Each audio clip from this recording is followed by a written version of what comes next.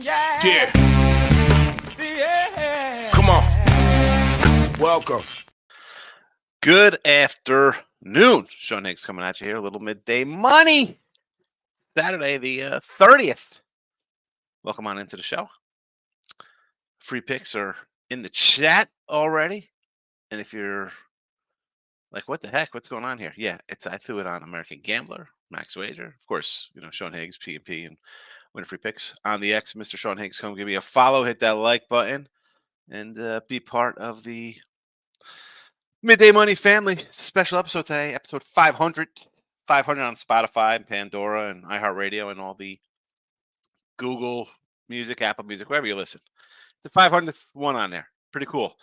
I actually sent out some invites to some other people. Say, hey, why don't you come in, watch a show? And normally I don't have guests, right? I used to have Tim on in the background, kind of helping out. But other than that, it's really not a guest-driven show, right? It's a comment-driven show. And it's good to tell you who I like, tell you who like. We go on and on. Today might be a little different. Might be a long show, might be a short show. Again, subscribe. Maybe if you're not on the Sean Higgs channel, because I'm going to have maybe people from other channels on. And again, I don't own Winner Free Picks. Picks probably on my channels. I don't want to cause any problems. So we might go long or longer. It'll be over on my Sean Higgs channel. So if you're not over there, go over there.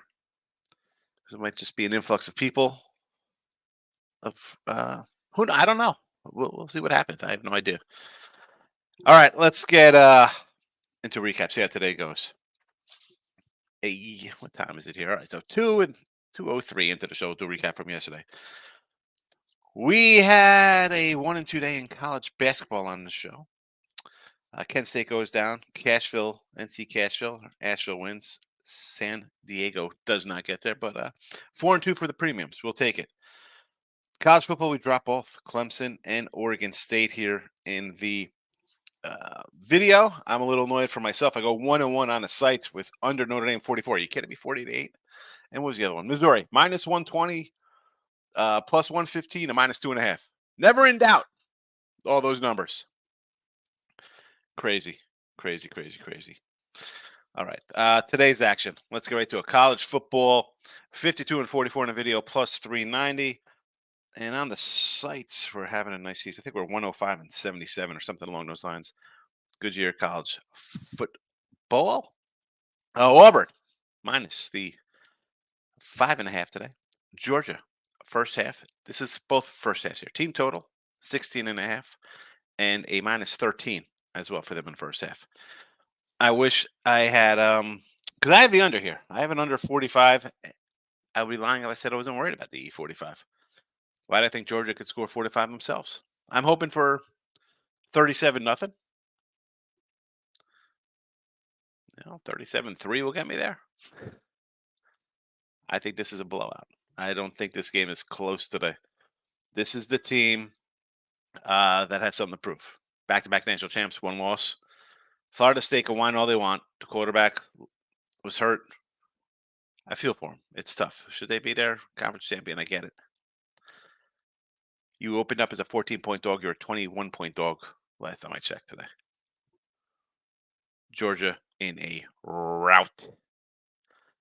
NBA, we are 13 and 12 in the video, minus $20. On the site, though, not too bad. I think we're, again, depending on site, 13 and 9, 17 and 10, 15 and 8. We're making money.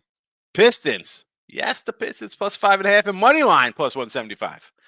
Told you the other day, take the Pistons against the Celtics. They covered. Told you take them against the Nets.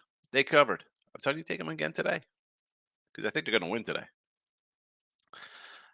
College hoops 47-49. We mentioned the 1 and 2 day yesterday, minus 650. Harvard plus 2.5. Northern Arizona plus a touchdown. And St. Bonaventure minus a point here on a neutral. The Bonnies. I have what? 3, 6. I got 8 games up on the site. If you're a Winner Free Pick premium member for a whopping $4.99 a month, which I get about $1, I threw the last few days. I'm putting every play up on there, not in video form, but in message form. So again, if you see it on there, just give me a thumbs up. I don't know who's seeing it. I saw I think we had 6 thumbs up, so if only 6 people saw the plays, I don't like that. But hey, it is what it is. Hockey 8-11 minus $90. Nothing here in the video for on the ice today. But I'm sure if some of our guests come in, maybe they'll have some hockey, maybe they'll have some NBA. We'll see what happens. We will see what happens. Maybe nobody shows up. Who the heck knows? I have no idea. NFL 44-30 plus 11-10 NFL season. We are doing well there. So no Marcos Minute for my guy Marcos. Way too many games, Marcos Minute. I forgot to even write down the time I started doing the rundown. But what are you going to do about that? Let's see how we are. We got to post it. We're posted on Twitter. Super. All right. Comment time. Let's go. Let's go. T Money's in the house. Smash the like button. All to pieces. Number 500. Yes, T Money. I should send T Money a link. Come on. Mr. Let's take a plus 1950 soccer dog plus 850 live bet. What do we got? Yes, thank you for the happy 500, T Money. Demon Mode last night in the book 3 college bowl games, live action. Why not? Cam John scoring props as the gift keeps on giving. Why is Columbus an underdog? Is this on the ice today, Columbus? We're talking Blue Jackets against Buffalo. 2-1 Buffalo. This is, though, a tricky one. And I said this yesterday about Memphis. They were a 10.5-point home dog on their own field in a bowl game. Like, what's that about? And again, it would have lost. I didn't play it. It was just one of those games stuck out to me. Buffalo is a 2-1 favorite.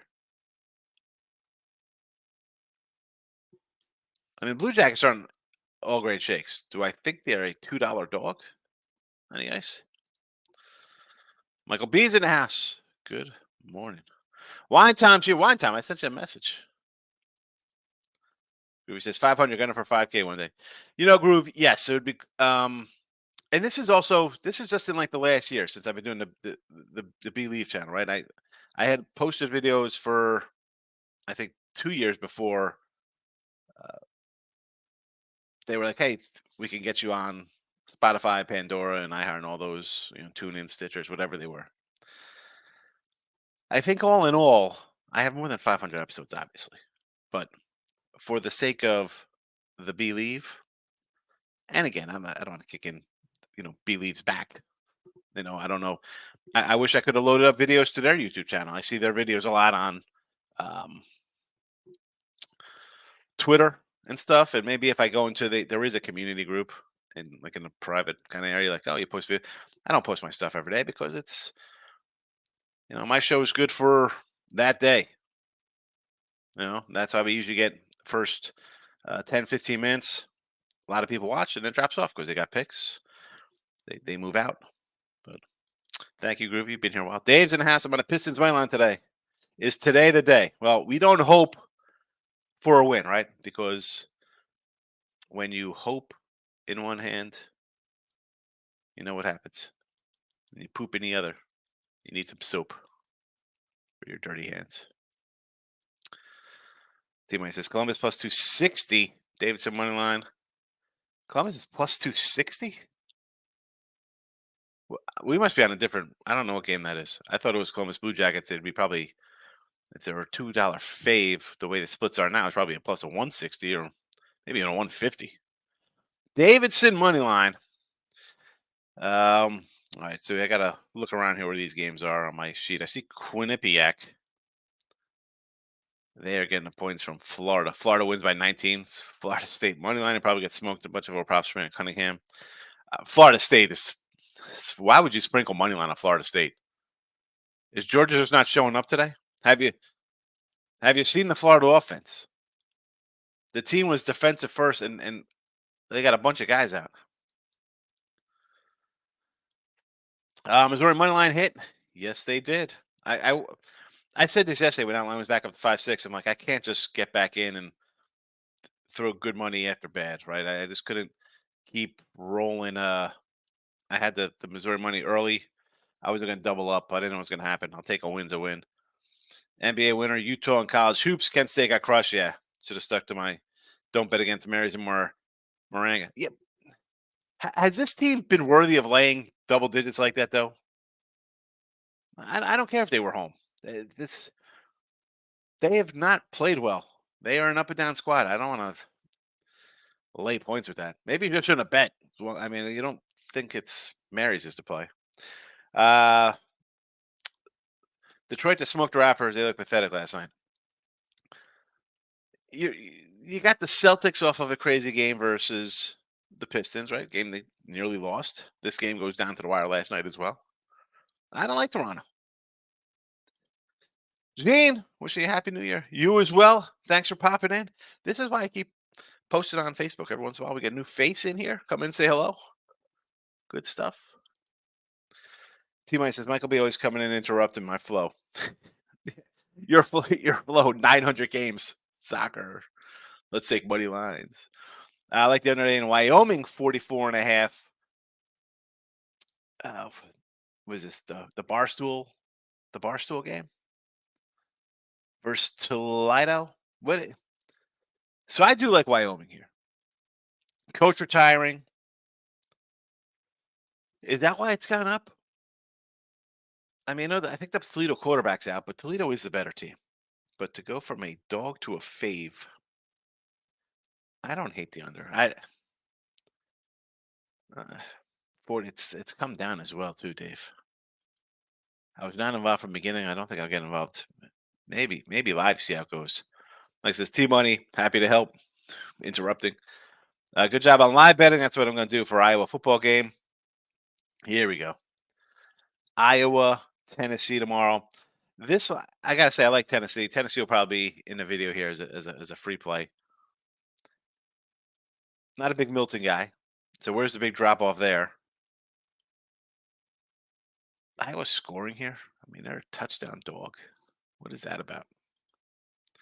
T-Money. Georgia wins 30-17 probably, but you're probably right, Sean.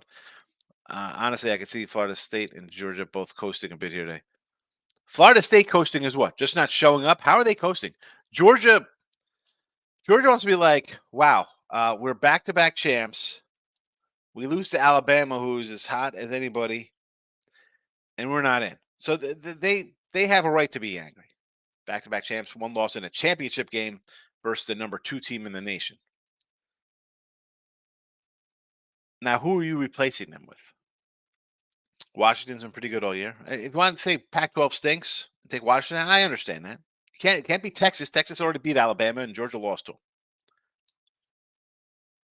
And Michigan's undefeated, and they're Michigan. And Michigan, Penn State, Ohio State. They think they're Alabama, Georgia 2.0.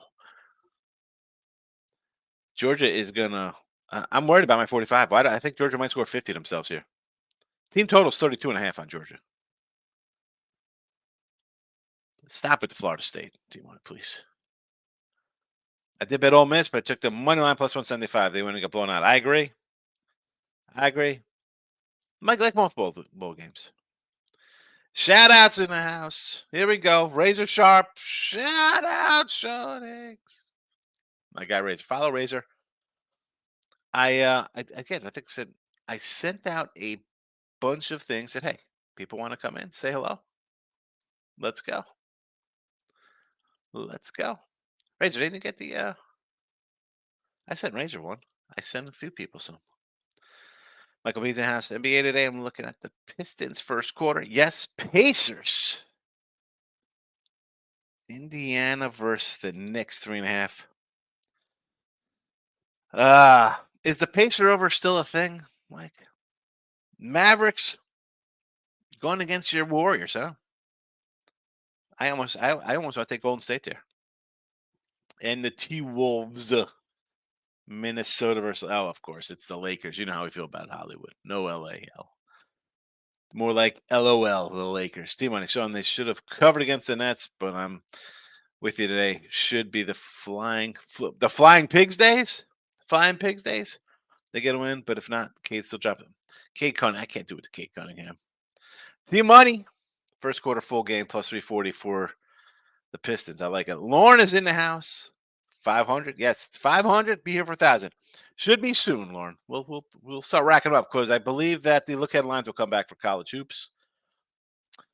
Groovy's in the house. First basket Pistons game. Kate Cunningham. Here we go. Groovy loves the first basket. At least it's not Jalen Brunson. We got a guest coming in backstage. We got Tooches in the house. Hey, Sean, happy 500.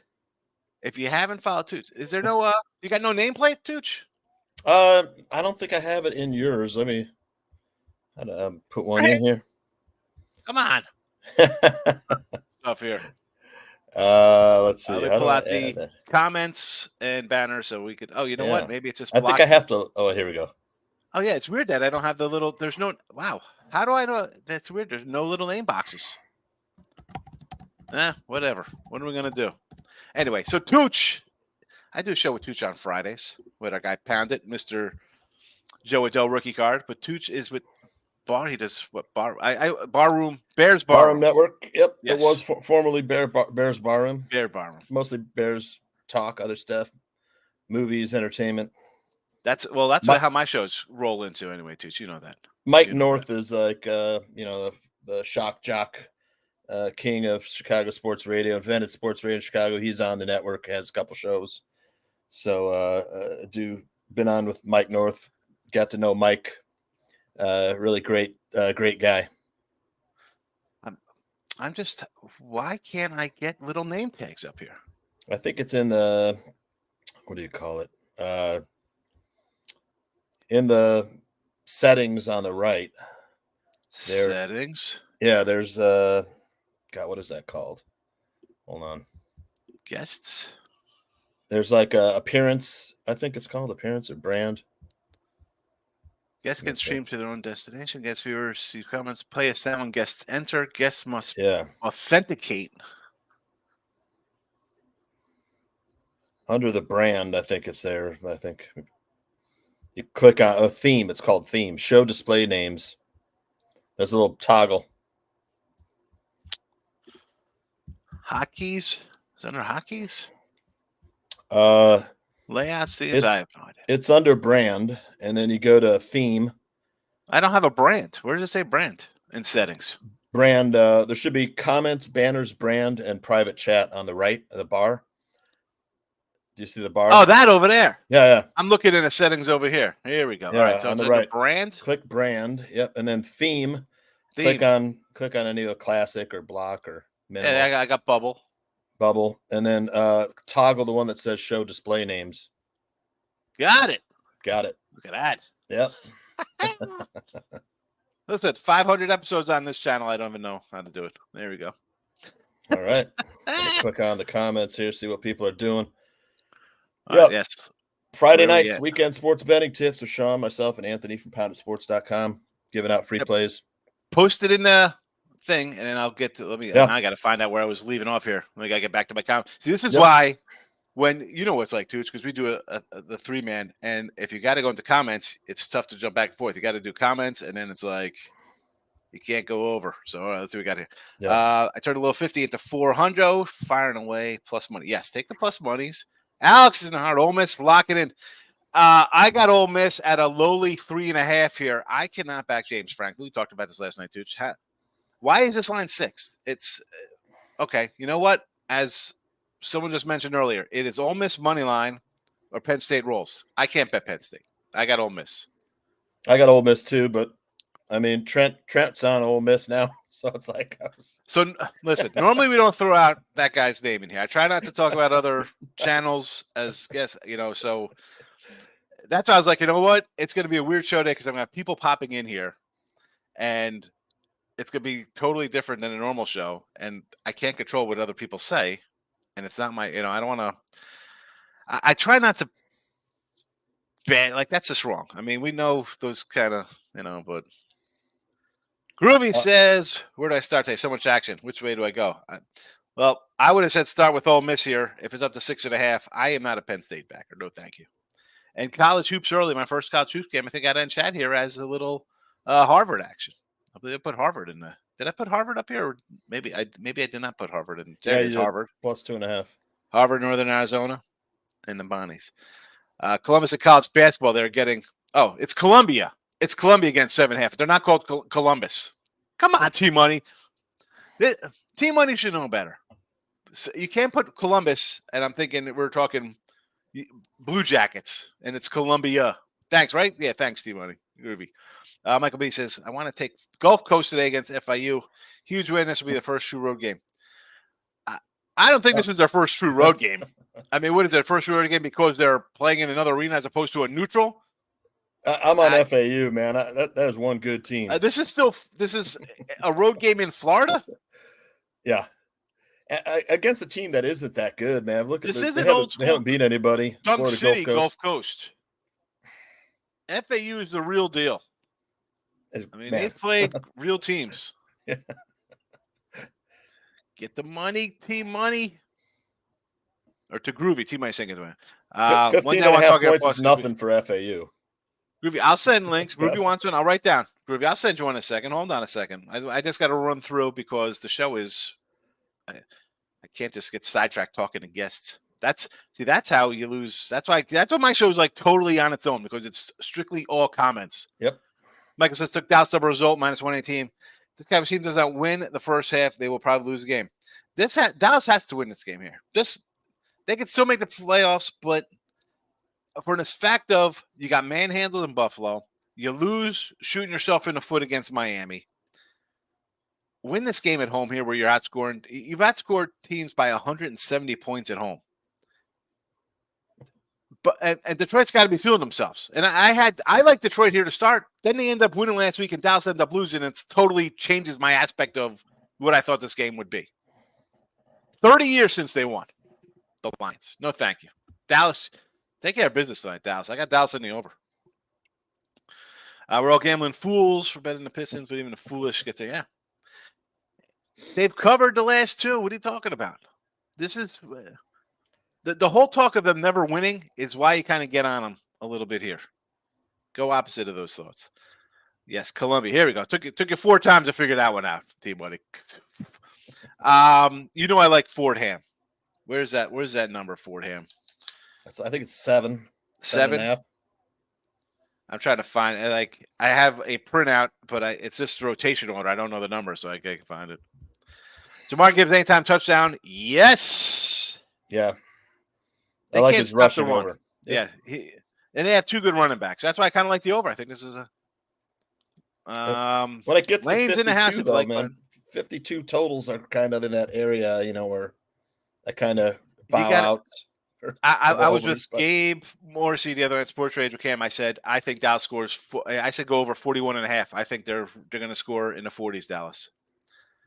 Groovy, anytime touchdown he likes. Yes, both of those guys. Trey Carter says Auburn -4.5 here. I do like Auburn, Trey. I have Auburn in the chat. I got Auburn in the chat. I don't do I have it? It's not posting right up. Let me get the banner up so when I pull a comment off, it'll be right up. But there it is. Auburn 5.5. Now I got to find out where I was in the comments. Here we go. God, so this is Ole Miss in football, I guess, +6. I like it, but I see Penn State's moving the ball. Wyoming Cowboys, yes. I'll get to Jesse in 1 second. I see you back there, Jess. Hold on. College hoops, Creighton and UCLA. I don't like this UCLA team. I got a question mark next to them, but I want to take Oregon. And who do the Blue Jays got? Moneyline Marquette. They got Marquette. Yep. Marquette is tough. Let's bring in our next guy saying hello. Jesse says he's had a couple wines today, but look, we'll see how it is. It's New Year's. It's the holidays. It's after midnight where I'm at, guys. Happy New Year to you, 2024. You look pretty good for drunk after midnight on New Year's. Do you know Tooch, Jess? I was going to say I'm familiar with the name. I don't think I've seen the face. And good looking guy, Tooch. Yeah. Thanks, Jesse. I got to tell you, big fan. He looks like he trimmed up a little bit since I saw him yesterday. It looks like he trimmed up his little crazy beard going on. I did, but I got this little spot here like alopecia makes my mustache look. It's like you guys do a show together once in a while, right? Yeah, Friday nights. Yeah, weekend sports betting tips on Barham Network. Yeah, I mean, I can't say I tune in all the time like I do to Midday Money, but I'm familiar with the. I've seen the names out there. I know you guys are doing as things. much as you throw the good meat up on the grill. This guy's running the Subway. He's like, Subway's got some good. Good Italian subs. Totally killing the Italian. Totally killing us Italians with that. But he's at the sticks, though. He's not got no good Italian. Speaking of Italian, I got some olives here. I got some nice cheeses. Yep. Some nice salamis and crackers. And I don't know if you've seen it. Here's my Taylor ham and cheese for a Saturday. I was rolling some Taylor ham. Do you do pastrami, Sean? Or is that just? Heck I yeah. like pastrami. I just posted on my Twitter. I got a brisket that I've been brining for 8 days, and I've never done a pastrami before on my grill, but I'm going to try it for New Year's. I'm going to throw the grill. Yeah. You take a pastrami. I mean, you got to smoke it, right? It has to smoke, so it smokes for like 8 hours, and then you take it in the oven for a couple hours. You rest it and you slice it. I'm still learning the smoker because mine's like a hanging meat. It's not like a pellet. Like my brother's got a pellet. He's down visiting. He's like, "Oh, I got the pellet." I'm like, "No, mine is put the meat on a rack underneath fire." So first time it came out good. The second time, I guess the fire was too high. My ribs were everything was just well done. We had to go out to dinner. It was a crazy one. All right, we got to jump comments. This is again, the guests are totally throwing me off. T-Boy says, "I agree, Sean. I'm a fool for taking Florida State at 10-1. I can't take a 10-1. I can't. Florida State. No. How do you take Florida State here? No. I'm all for taking the dogs. I get it. Take that money and go to Subway. Go Subway. Hit a like button for me, Miss Nico. Where is Miss? Yeah, Marcos Minute. There's only 100 games today. Come on, Marcos. We got 70 games today. I can't do it, Jesse's got the wine. He's got cheese, salami. That's the best lunch, man. Little cheese. I mean, salami, it really olives. is like 1 in the morning where I'm at, right? Like, I'm not screwing around, right? Like, I've been at a dinner party already. I'm 3 bottles deep. Yeah, I mean, I'm gonna pull pics from Dave. Is in the house. Everybody know pics from Dave. What's so up? We're gonna get some new people you might not know. And again, it's weird because I want to just get through all the comments first and then get to the guests because Dave knows this because his show, Picks from Dave, it is nonstop, guests in and out, and the comments are they kind of pop up when there's laughter or just craziness involved.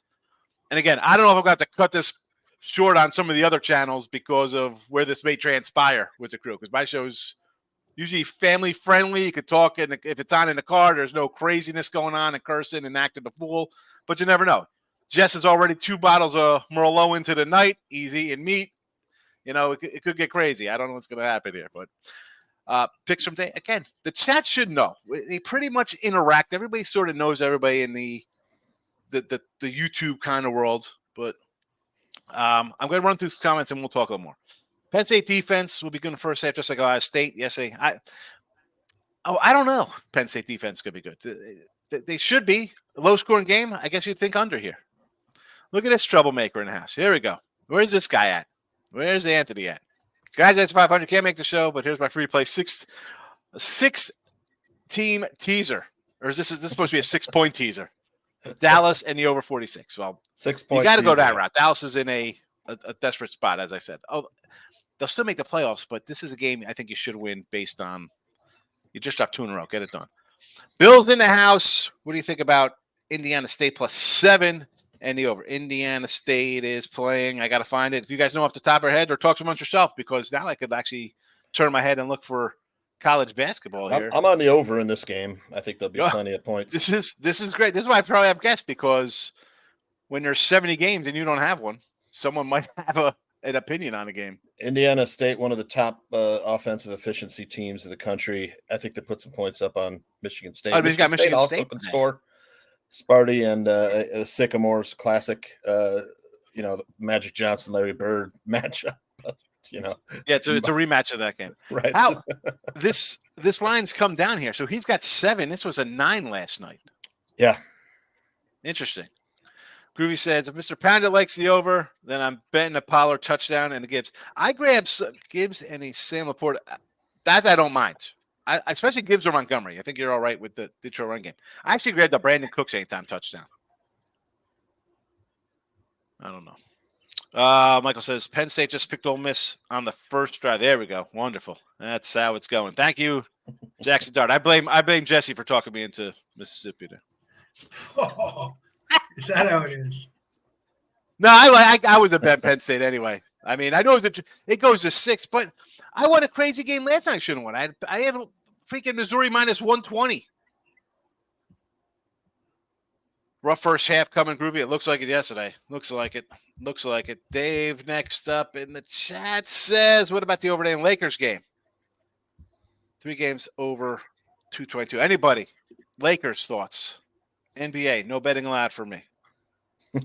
Any thoughts? Just bet the opposite of whatever you think with the NBA. I got thoughts on the NBA today, but not on this game. If anybody wants to hear my thoughts on other games. I'm sick, by the way, so, and I was sick last night, but Buddy Hield, PRA over. Best player in the NBA. Buddy Hield, point, rebound, assists over? Yep. Who's he on, Atlanta? Numbers too low. Yep. Who's he on? Oklahoma? Buddy Hield, where did he get? Indiana. Sacramento? I don't even know where he's at. Basically. Indiana? Yeah. I thought, what's his name? I thought Halliburton was a big guy on that team. He is. You do sound like crap. I told you. I'm not joking around. It finally hit you, huh? Yeah. The other day you were all right. You said everybody was sick. Yep. Razor got to kick him out straight. You got the kiddos. Razor. Well, the good news, hopefully, Razor, you're not like pounding them down. You're having some apple juice and watching, I don't know. I was going to say G.I. Joe or Transformers, but I don't even know what the new kids watch today. Team Money, stop with Florida State. I don't get it. Sometimes it's 10-1. I understand, but to take Florida State today, to think they're going to score points, Georgia's going to score points because Florida State has 10 guys out on defense. That's not the spot I want to take Florida State as that's just not the game I want to take as a dog. No. When we disagree, but you need to get the flying pigs out today. The flying pig? I had the flying pig. Where is he? I have to find him. We'll talk about kids in the hall in a second. Here he is. Oink, oink. Hey, everybody, look. It's the flying pig. Oink, oink. Hello, everybody. Whee! I just got an alert. Big trade news. Raptors are finalizing a trade to send OG Anunoby to the Knicks for RJ Barrett and Emmanuel Quickly. You're full of shit. That's a big trade. I was going to say, that seems like a big move. I thought. Yeah. Is that real, Dave? I mean, that can't be real. ESPN. It's on April 1st, right? No. ESPN just sent it to me. Yeah. Really? That's pretty huge. Big. What? I have the Pistons plus 4.5 tonight. So I guess that means guys are going to be out for the Raptors. And the new guys won't be back in, so they'll be shorthanded. Well, not only that, that's kind of affect like how they feel. Like, wow, we're giving up on the season. Like, why do I think the Knicks are giving up too much for that? Or maybe I think. I mean, RJ Barrett's a solid starter, right? Yeah. I'm not huge into knowing in depth all their numbers. That just seems, I don't know. I thought the Knicks were playing good. Maybe I'm wrong. Maybe they need a change. RJ Barrett has connections to the Raptors and the Canadian national team and stuff like that. All right. It sort of makes sense that he would want to go to Toronto, but why would the Knicks? I mean, it doesn't seem like the Knicks are getting enough back. That just seems. I don't know. Well, we'll see. I mean, I thought the Knicks were playing good. I guess they're only 17 or 14. It's not like they're super duper, but I mean, I got Toronto. Toronto was supposed to be making deals for the last 2 years. They've been pedestrian. Groovy said he's going to buy a Justin Jefferson rookie card for his birthday. Oh my goodness. Groovy, thanks for popping in. Happy birthday. LeBron's 39 today? He's 39? I know it's not the president, Lyndon Johnson. He'd be like 139. T-Mike says, Cade Cunningham's on fire, 31, 41, 22, 28 last 4 games. He had 43 before that.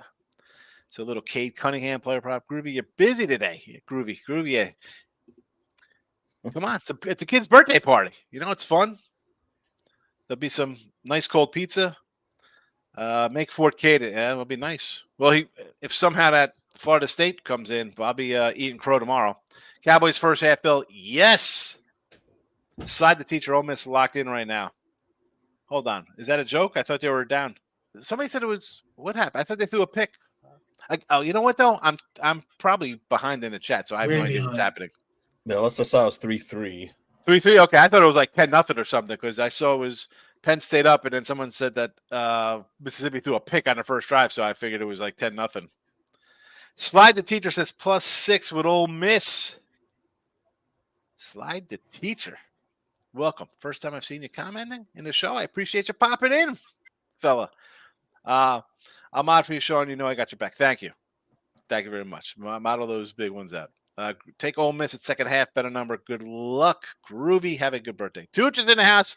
This is it. Go find the sports betting. It is on YouTube, Twitter. We tweet it out. Give Tooch a follow. I always shout out. I've said earlier. People probably know Jesse's all right because he does videos with me on the PMP. And if you haven't followed Picks for Dave, I don't know why the banners aren't up. I thought I had them up a second, and now they're gone. But calm down today. I can't see. I told you that I'm half blind veteran. I know. I get it. But you have to understand, T-Money. I can only decipher. So deciphering is one thing, but when you spell out a different team name, I'm going to think it's that team. All right. You need new glasses. Let's go. Come on, T-Money. Get your act together. Lions, that offense is going to get done, either win or get beat off the TV. 2 frauds. Again, everybody's a fraud. Come on, T-Money. They're not. I'm not a huge Detroit guy. I get it. But there's teams that win games. They've won some games. Dallas set over and Dallas minus Marco. What? Detroit, Dallas over. Dallas minus points. Thank you, Marcos. T-Mike says Columbia is here we go. Columbia lock. The first time I go for a layup, my back would lock up. I'd be laying on the court. T-Mike, I like the over Cowboys team total. Yes. This is going to be like the Seattle game. I just think Dallas pulls away. Columbia reminds me of San Diego State last night. I had San Diego State last night. That was a nice 4-2 day. I had San Diego State and San Diego, but I get there's a big Davidson team. Shall I love the Ohio Bobcats? Davidson's favored here, aren't they favored? T-Money says, yeah, I think so. Overseas where you are, I can tell you're having fun. How is the hooch over there? I mean, it's very much the same as the hooch in America. It's probably the same shit, really. Where are you at, Jesse? I'm in Thailand. I'm in northern Thailand. Yeah. Nice. Yeah, I'll be retiring to Philippines in 6 years, so same time zone. My wife's I've spent some time there. I'm very familiar with the local haunts in Manila. So, yeah. Give me a shout. I might come and see. Yeah, come by. We're about to buy 250 square meters on the ocean. So a little retirement. What is that in America? 250 square meters. What is that? It's like 2,000 square feet. All right. Yeah, so are they houses? Are they apartment condos? I would just have the land and build a house. So just the land, which overlooks the ocean. About 150 square feet doesn't seem like it's that much. That big. 150. Yeah, I'm probably wrong, but that's they parcel it out in square meters. But right. I'm still on the whatever. I'm not on the metric system yet. Yeah, I could convert it for you if you want, but that's all right. Chris but Brady. It's like 10,000 for that parcel. You know, which is cheap. You know, and I get to look at the ocean every day. So 6 years, 6 more years. Is that it? Might as well be a lifetime. 6 years. I know. Yeah, the hard part's going to be just living for 6 more years. Right. I can tell you, I ain't making any plans for what I'm going to be doing in 6 years. Yeah. You know, I'm the same. Like, what, 6 years? You ain't lying. All right, Chris is coming in. Bart Simpson in the house. I will not bet High Point. I think he's got on a blackboard. He's got High Point 8-1 ATS, Bellamar 2-5, High Point 9.5 for me. It's on my card. Field goal, Bellamar 296. This got to be at like shot quality. What do we got here? So High Point and Bellarmine. Well, High Point is a good team. I do like. You know what's funny?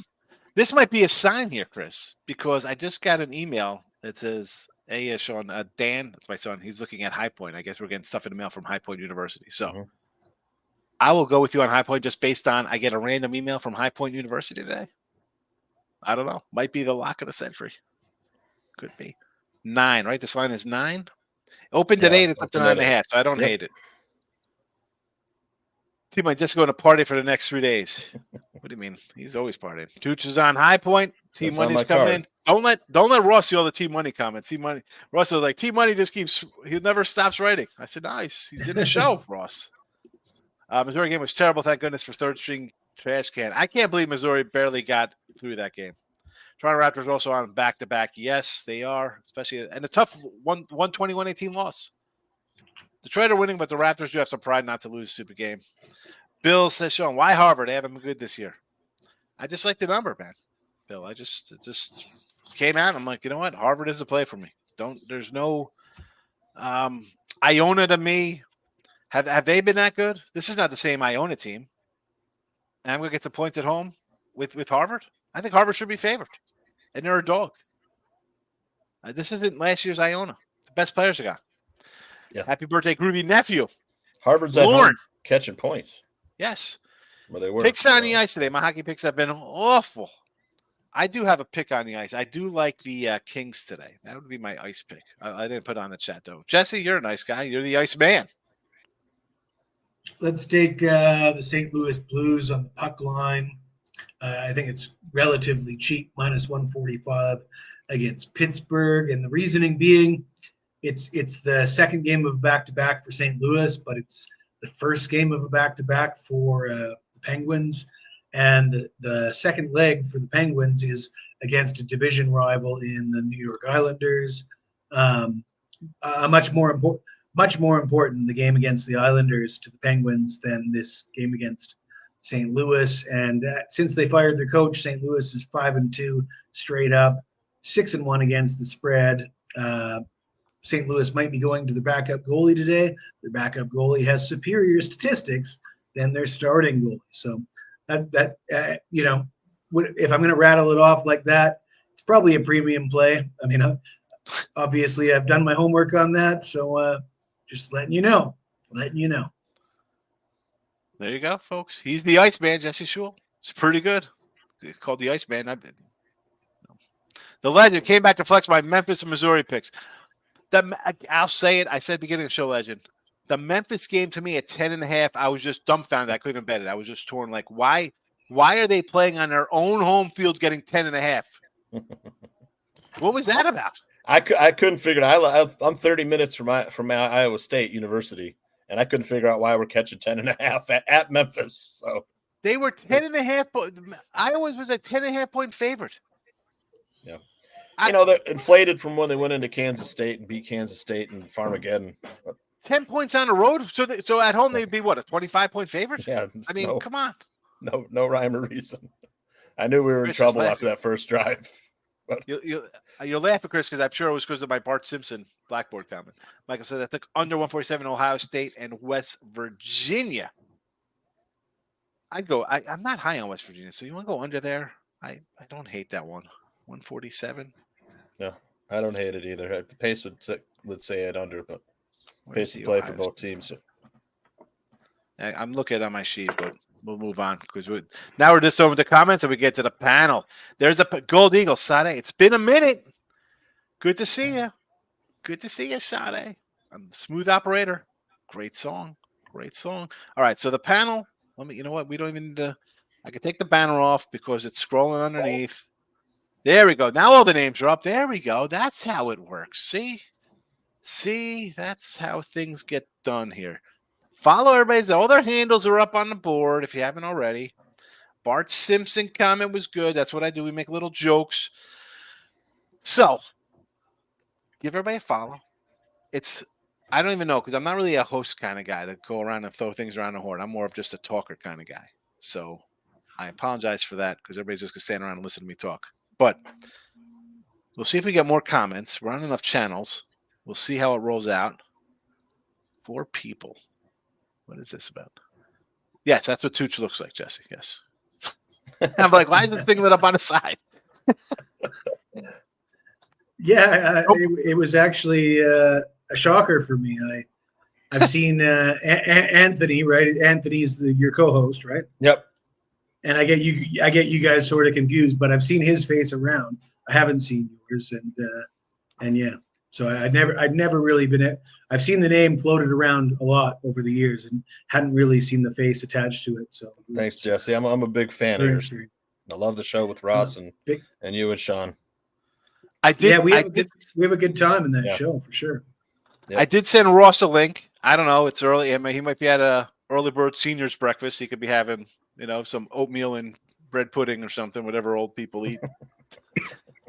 And I do joke with Ross on the show like this, so it's not like I'm just making jokes on him. And I actually sent Jesse Mike Pimp Slack POD a link because every time I see him, he's like, Jesse won't come on here and say anything to me anymore. Apparently, you didn't like one of his picks.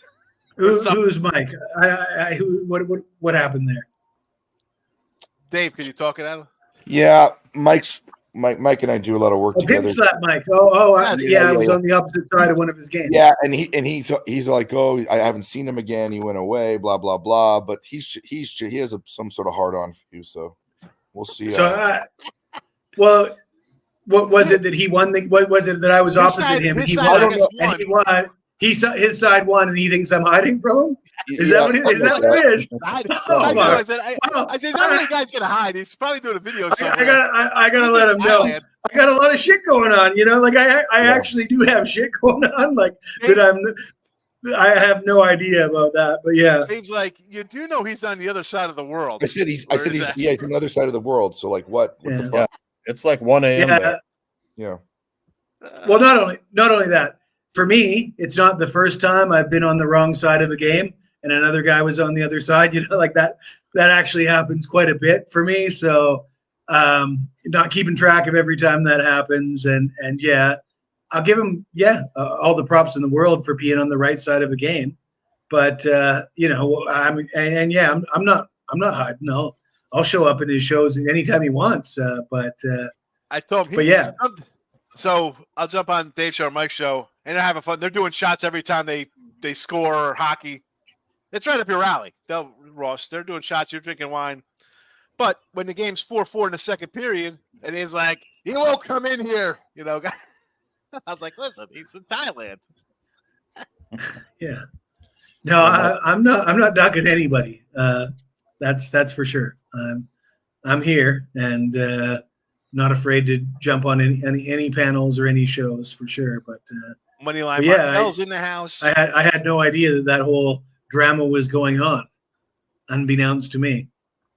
It's not really drama. It's only going on in his head. That's the only place it's going on. Well, I guess that's what I was alluding to. It was only going on in his head. But yeah. Next time I see him streaming, I'll stick my head in the chat and say, yeah, put me on. I was cranking. Put me on. JW's in house. Welcome, my friend. Can we get a 500 show rant? Yeah, I was gonna go into stirring the pot. That'll be my next rant because maybe we'll do flat Earth stuff for Dave because he's a big glober, believing that the Earth's round. Barter's actually writing, I will not bet parlays today in the thumbnail. That's what he's writing in the thumbnail. I will not bet parlays. Best way to go 3-1, baby. Put that 14 parlay in, Chris. CD Lamb anytime touchdown. Yeah, what is that odds though? I mean, he's going to score. I think, what's his name? Brandon Cooks anytimer was where is it? It was a 3-1, 4-1. I think it was a better payout. Thought I had it written down. Gold Eagles laughing when Markel says, I'm on the Lakers first. I'm shocked, Markel. You're on the Lakers today. Under Cowboys, no. Pacers. I just said that. Is the Pacers over thing gone? That's out the window now? No more Pacers over? Out the window? They've adjusted the numbers after like 20 straight overs? No, it's not even that. They're not playing the same. Okay. But have they adjusted the totals to that?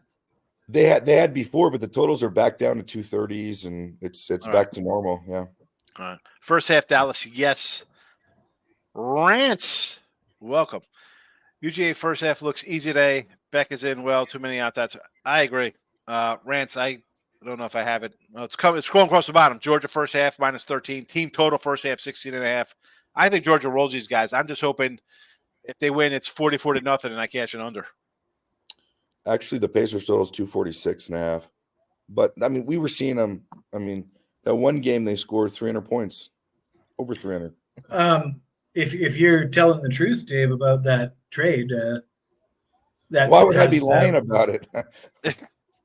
ESPN reported it too. I mean, it sounds like a ridiculous trade to me. I mean, it really does sound like a ridiculous trade. It's a horrible trade. There's other reasons. I mean, that's nothing. They gave away everything and got nothing.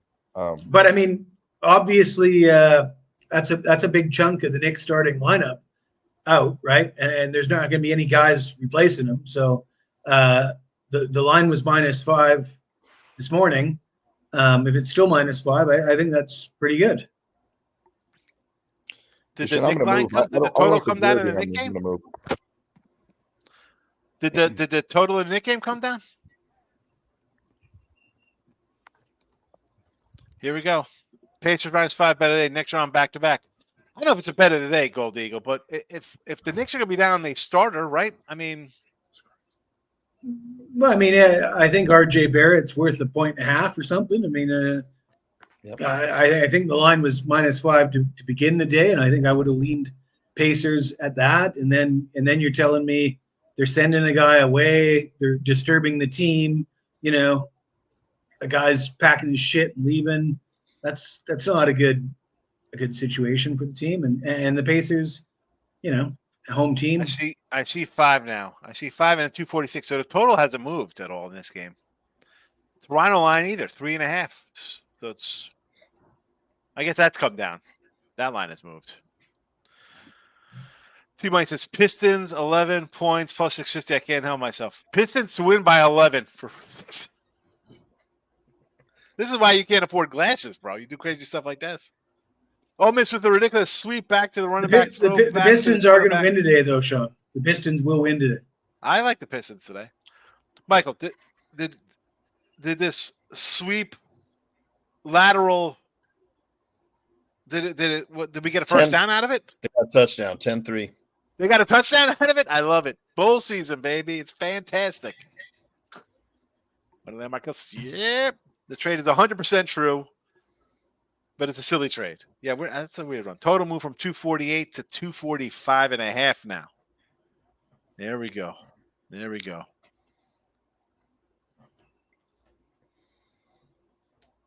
I just don't understand that Knick trade. Well, I mean, RJ Barrett is a Canadian, right? I think his father worked for the Raptors organization as well. There's a Steve Nash connection. So, all right. So is this going to be? We're just going to focus on him and being a face of Toronto, or because he's a Canadian cat? I mean, it might be. It might be like his career is going to take a better trajectory because in New York they're not invested in. There's absolutely no investment in making RJ Barrett a star in New York, right? They want bigger, better stars around. He's got to be like 25. He's young, right? He came out. He's the same age. It was the same class as Zion, right? And in fact, when they were both in the draft, I posted on my social medias that RJ Barrett would have a better career than Zion, and of course I've gotten roasted for that. I've gotten, people have attacked me. You're a fool. But I mean, you look at it now and you look at where Zion's sitting and you look at how fat he is and his problems. And, they both have, I mean, in 10 years, is RJ Barrett going to have had a better career than Zion? I mean, it sounded crazier 3 years ago than it sounds now. No, I would have agreed with that probably. I mean, kind of like a swing guard is going to be better than a big man. We see the big guys get hurt, like they just break down. I mean, he might thrive in. I mean, he averages 20 points a game in New York. He might go there and turn into a 25-point a game scorer, and obviously quickly scores 15 points a game too. I mean, I don't know what Anunoby scores, but it's kind of mind blowing that there isn't something else going on. Right? Like, who is there? Who else is on the block that they could be going for? I don't know. It's not like there's a Harden, like a Kevin three-way Durant, trade or something. Like, I don't know. Is there some big guy that we don't know about who is unhappy going to get traded off a team?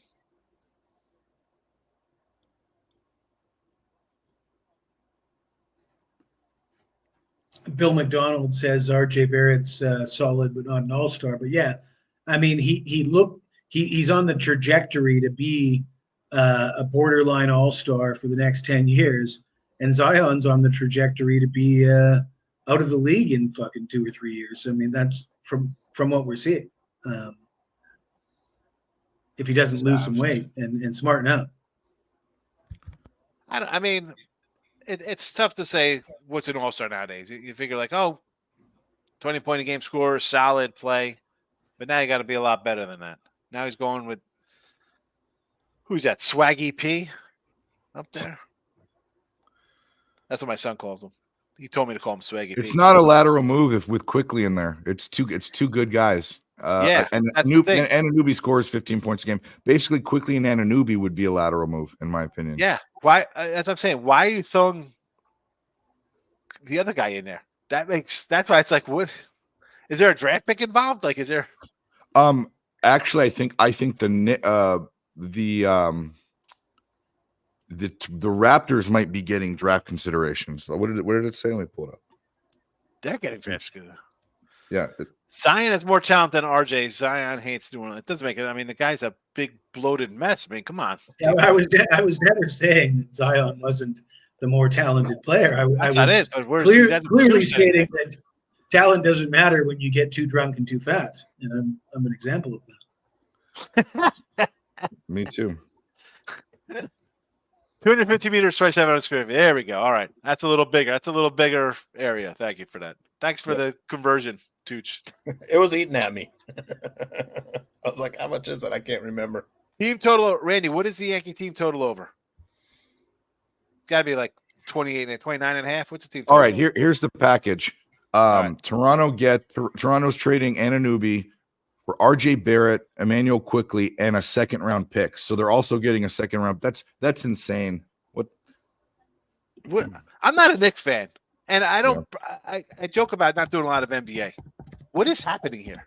Could someone explain that? Because it's horribly run organization. The owners, the horribly run organization.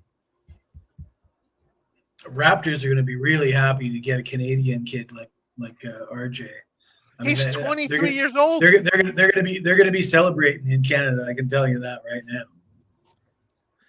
And okay. Second round draft picks in the NBA, unless it's a top 10 draft pick, it's really not really worth anything. I think that's just my opinion. I mean, it's not a guy who's coming in and changing a franchise. No, but there's plenty of second rounders that end up starting or coming off the bench. I mean, but it's not a franchise changing thing. But you're getting extra picks, super. You could maybe package 5 of them, whatever the case would be. How are the Knicks giving? I think the Knicks are giving up the best player in this trade too. On top of it.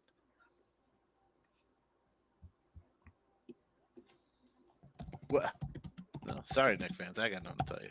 That's what's the score in this football game? I'm not watching it.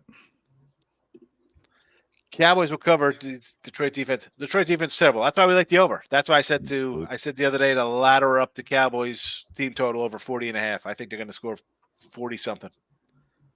I think it's a shoot out. 44-33.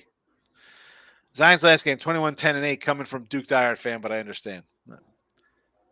I think he's underachieved. Yes. Well, that's the problem. That's why Jesse was like, I kind of like RJ better than Zion. Anube is on the last year. The thing about RJ Barrett is he's never going to be in the headlines for sleeping with a porn star and all this stuff, right? He's going to be in shape. He's going to show up every week. He's going to put in 20 points a game for the next 10 years. And be in shape and athletic, and that's asking a lot from Zion these days. I mean, Zion's not showing us any indication that he's going to be able to do that for the next 10 years. This is interesting here. So last year the deal could, who is on the free agent block next week where the Knicks are trying to maneuver to get big money on? That could be the angle. That could be dumping salary. Well, how much are they getting paid? I can tell you right now.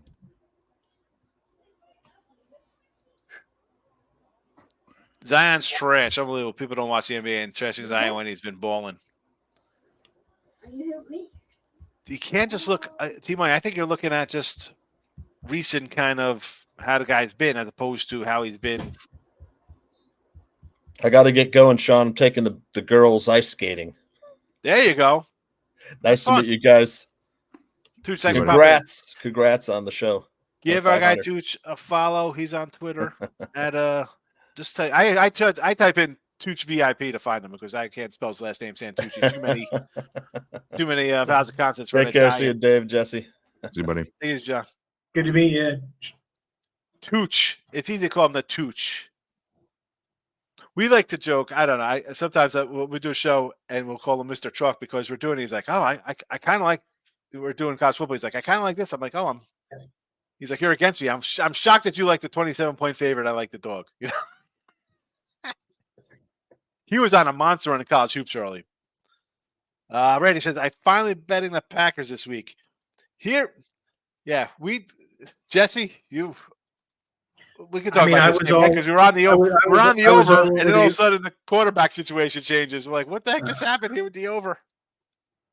Well, it almost feels like Minnesota's throwing in the towel. I mean, you got Nick Mullins. Sure, he's turning the ball over, but he's moving the ball. He's throwing for over 700 yards in 2 starts. Now you put in Jaron Hall, who doesn't really inspire any confidence that he can do that. So, I mean, I was tempted. Go ahead. I mean, I was tempted to take the Packers when I heard about the quarterback change, but I mean, the Packers have their own problems. So now I'm just pissed off. I'm pissed off that I think I had a good read on the over, and now with the quarterback change, it's no longer it doesn't really apply. I was looking at all the 7 and 8 kind of teams here in the NFC, and your 8 and 7 group of teams, and I believe they were like right at the top in the playoff hunt, based on how things would break down, right?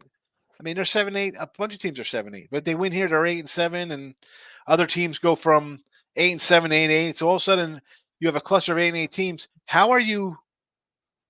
Like you said, like, what? You don't want to make the playoffs? I don't understand. I don't understand.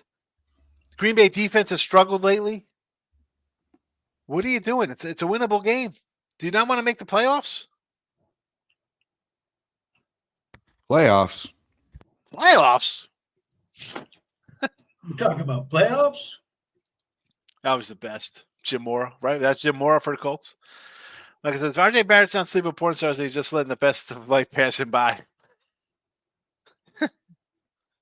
Chris Barrett, miss out on the play that was given out earlier on the show. What play did you miss out on? We're giving out play. We give out plays all throughout the show.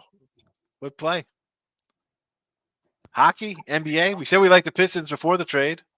On the ice, we said we like the Kings and St. Louis Blues on the puck line. Bill says he could be the face of the league. I'm not saying he can be. Well, I don't know if he could be the face of the league. Maybe in Canada he'd be the face of the league up there because it's just Canada. That's just a weird. Who was it that said if he's not sleeping with porn stars, he's wasting his time? Maybe he could be like the AC Green of the Showtime Lakers. Yeah, the teetotaling, the celibate guy. Yeah. Jesse said he liked. Well, I'll tell Jesse, right? That's St. Louis Blues on the puck line you were down with. Mm-hmm. Jesse's got like caviar on crackers up there. He's eating. He usually sends me a picture of it. Yes. He's eating a cheese plate. Michael, have a good one. Thanks for popping in. Right before your show, I sent him a picture. It's like, this is what I'm bringing to your show. Yeah. They call it a charcuterie. Was it charcuterie? A charcuterie board? I don't know. Are you still keto or low carb? I took it on the 24th. I just blew it up. Well, I mean, low carb, you can't really be drinking wine, right? So. Oh, that's a good point. Yeah. So Christmas Eve, I just said forget about it until after New Year's, and after New Year's, I'll go right back into it. Well, you look not that you weren't, like me, I'm a fucking, puffy faced motherfucker, but your face looks tighter. Like I just got a haircut. That's all it is. That's why. That's all it is. It's just if you trim it up on top, it looks real good. That is true. When I shave my beard and get a haircut, I do look skinnier. My face looks skinnier. Yeah, that's all it is. But but whatever. None of that matters. It's all about how you feel, right? I'm almost 50 years old, and any day that I feel like I'm under 50 rather than over 50 is a good day. I'm gonna end the show on a couple channels here because nobody's even watching on American Gambler. Can I end the show here? You are live. I guess I can. Oh yeah, No. remove. I don't know if Post you can created or on not. YouTube for this. Okay, no, I can't do that. So you can't just close out shows, huh? It's connected. Well, you can press end stream and it ends everything. Yeah, that'll shut everything down, Yeah. not certain channels, huh? Yeah. I thought I could remove certain channels. I don't think so. I mean, it says that if I clicked on it, it said to delete it. That's weird. Oh, all right. Whatever. American Gambler, Max Wager, nobody's watching. Unbelievable. No, and what happened to Facebook? There's not a viewer on Facebook. People that started Facebook like me, like I went to a college where in 2004 it hit first. It was one of the ones that, it started at Stanford and it came down. SC was one of the schools that it was open to. And all those people are 40 now. So that's what happened to it. Social media is a young kid's thing. Facebook's an old person's thing. My grandma has Facebook. Yeah, Facebook's for pictures of your kids and pictures of your dinner and stuff. Yep. Facebook used to be Instagram, where it was spring break pictures and girls showing their asses, and not anymore. So where's that on Instagram now? Yeah, Instagram and TikTok, and you could stream to TikTok to Instagram now, can't you? I'm not sure. I have an Instagram, but I don't ever go on it. I was doing pics on it and free pics. It's too much. Don't care. Yeah, I have IG. It's just basically I just put like not family pictures, but like if I'm out with the kids or whatever, put nonsense on or wherever we're visiting. I'm thinking about turning it into a hunting page where I just show a bunch of dead animals, but nice. Yeah. We love the meat. Chris says I got High Point ATS record wrong. It's actually 9-1-2. High Point is the play today. I told you. I get a random email from High Point and then you bring it up in the chat. That's a sign.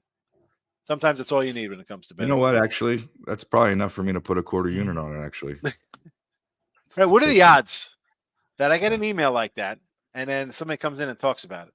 I'm gonna take a look right now. Rams money line, the Bears +4 already won the Browns. Easy win on the Browns. So Rams money line here, it's easy to do. It's easy to do. I don't know though. I could see the Giants winning behind a quarterback change. I can see the Rams winning. What I could definitely get 100% right is I think this game goes over the total. Bears, I don't like the Bears. Guy I know, guy I respect is on Atlanta. He sent that to me and went from 3.5 to 2.5 3 minutes after I got a message. So I think the Falcons are the play there. Thoughts, you guys? What? Anything? Rams, Bears? No, but this High Point game, getting almost 3 points of value in the index, even laying 10 points. It opened at 8. I'll take 10. I'll put a quarter unit on it. It's just a sign. This is just a fun little bet. Talked about it too much. Yeah, I like this one. I like this. This one? Yeah, last game from Wyoming. I like Wyoming today. I got him. I don't like having to lay the points. Yeah. I'd rather have them on the money line, but I gotta think they win it for the Gipper kind of scenario. And exactly. and I mean this is a team that Wyoming in these type of games in this whole win it for the Gipper type of games. They've displayed the ability to do that. So I like Wyoming. I'm with you on them. It's the only game I don't have a play on. The only bowl game I don't have a play on. So. The problem is, though, I had San Jose in a similar kind of thing where they had a coach had to win a bowl game, and I'm laying 9 points, and they lose by double digits. Can't score against a team that has no starters playing. That's a little concerning. They broke the record for opt-outs. I mean, it was that was The That was Coastal. a I was bad like, one. what is that about?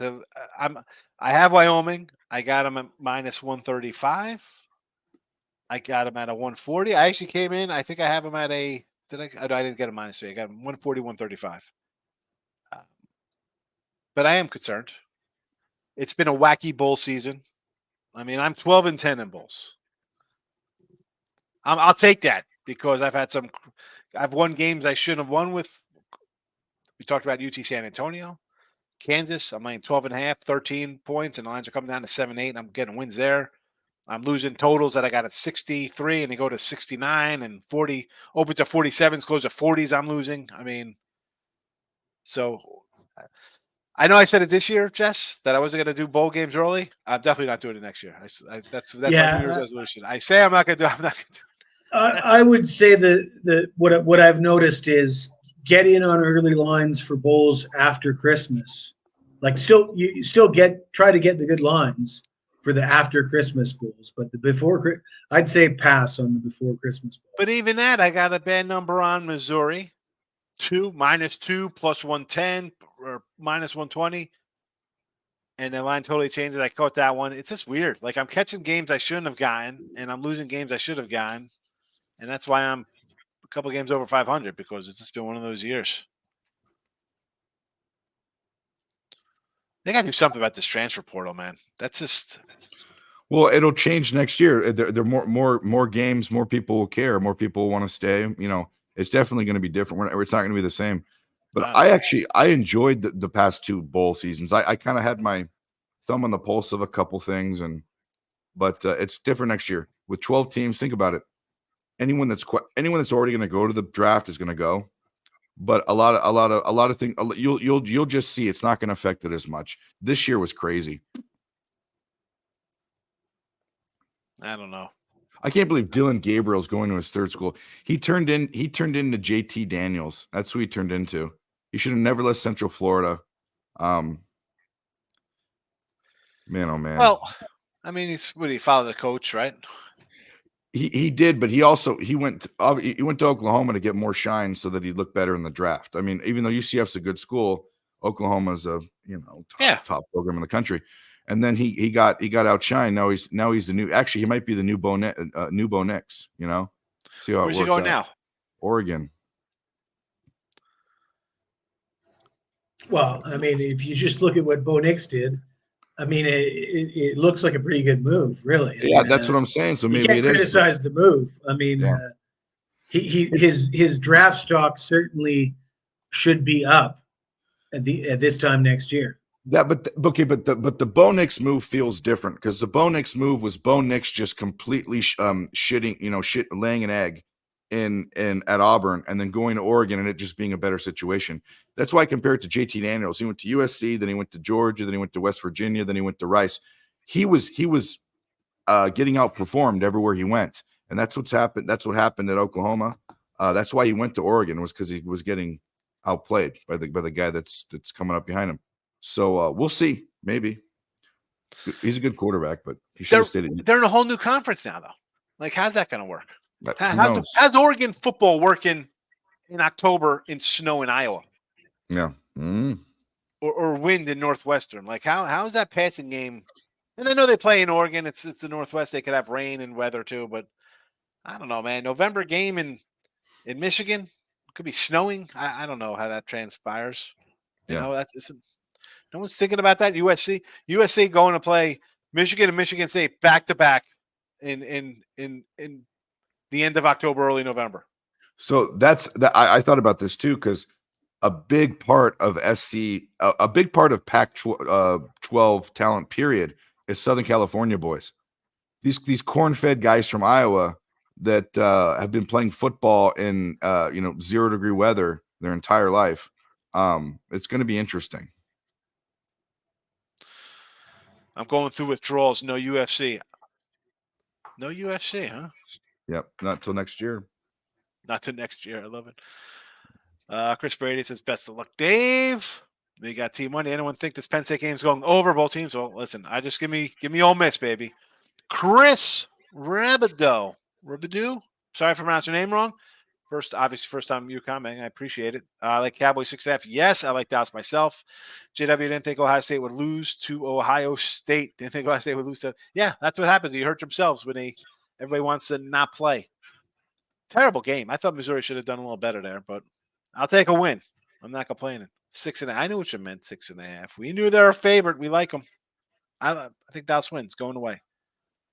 I knew what you meant with the Missouri, but they did lose to themselves because everybody opted out, and then they come back in, and then they thought, hey, we can just show up. You can't do that. You can't do that with a guy who's never thrown a pass. Teammate says the books disrespect Columbia today. Do you think Michigan will score a bunch against Bama? I want to go big on Bama. Really large, so I'm trying to think how Michigan can score 33. So forget about your Columbia and Fordham. You said it was a lock. Fordham is the play. The whole world, I haven't heard anybody talk about Michigan. Everybody likes Alabama. And I want to get to these comments, and we'll talk about this game because we have another guest back in. I don't know if it's going to turn into fisticuffs. They will push back the portal. I think they should, Les Stance. Back it up, my guy. Good to see you. Follow the Back It Up podcast. T-Money says UFC will be tough next year if they play like they against That was insane. They played in San Diego in December. Give me a break. Wyoming West. Yes, Sniper West in the house, my guy. Yes, we like Wyoming as well. Super necessary. They have to move the portal back.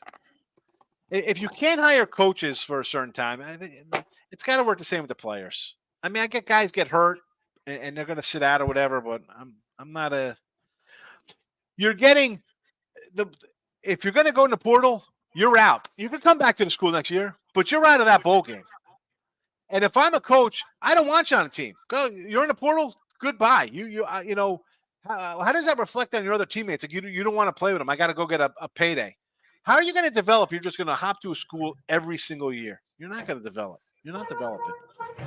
Next guest, my guy, Pimp Slap Mike BOD. Here Mr. Sean Higgs, happy 500, my guy. Good to see you. Thank you very much. You know everybody in the chat. We were talking about earlier about commenting, going head to head with guys and. I don't know. Here we go. Your buddy's here. Try to keep it clean. So yeah, I guess you got to remind me. It sounds like I was in your chat, and I disagreed with you, and you were right. And I mean that happens a lot. I mean it wouldn't be the first time I was wrong about a side in the game. But why don't you tell us about it? Well, take a look at the background here. Let me give you a good look at the background here. Okay. And maybe you'll remember. Eagles. Maybe you won't. Eagles. Maybe you won't. It's okay. It could be Eagles. He could have liked the Rangers. It was definitely had to have been Eagles. The only visceral reaction Mike has. Hey, Mike, take a look. Take a look at my background. That's how much I give a shit about any fucking team. So take a look at my background. There you go. Mr. Eagle down below. It gets a little rough. The homerism comes out. It is not just on TV about Eagles fans. It is in their blood, Jesse. It is insane. I don't play favorites. It's all about money. I agree.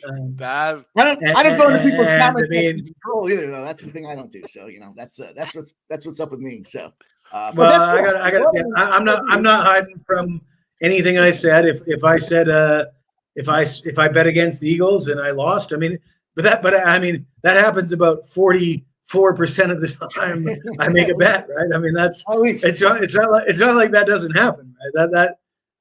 I think I'm hitting 56% for the year, flirting with profitability, which is better than most, and yeah, there's a lot of losses in there. So if I was wrong about a particular play, I can't be too embarrassed about it. I really can't.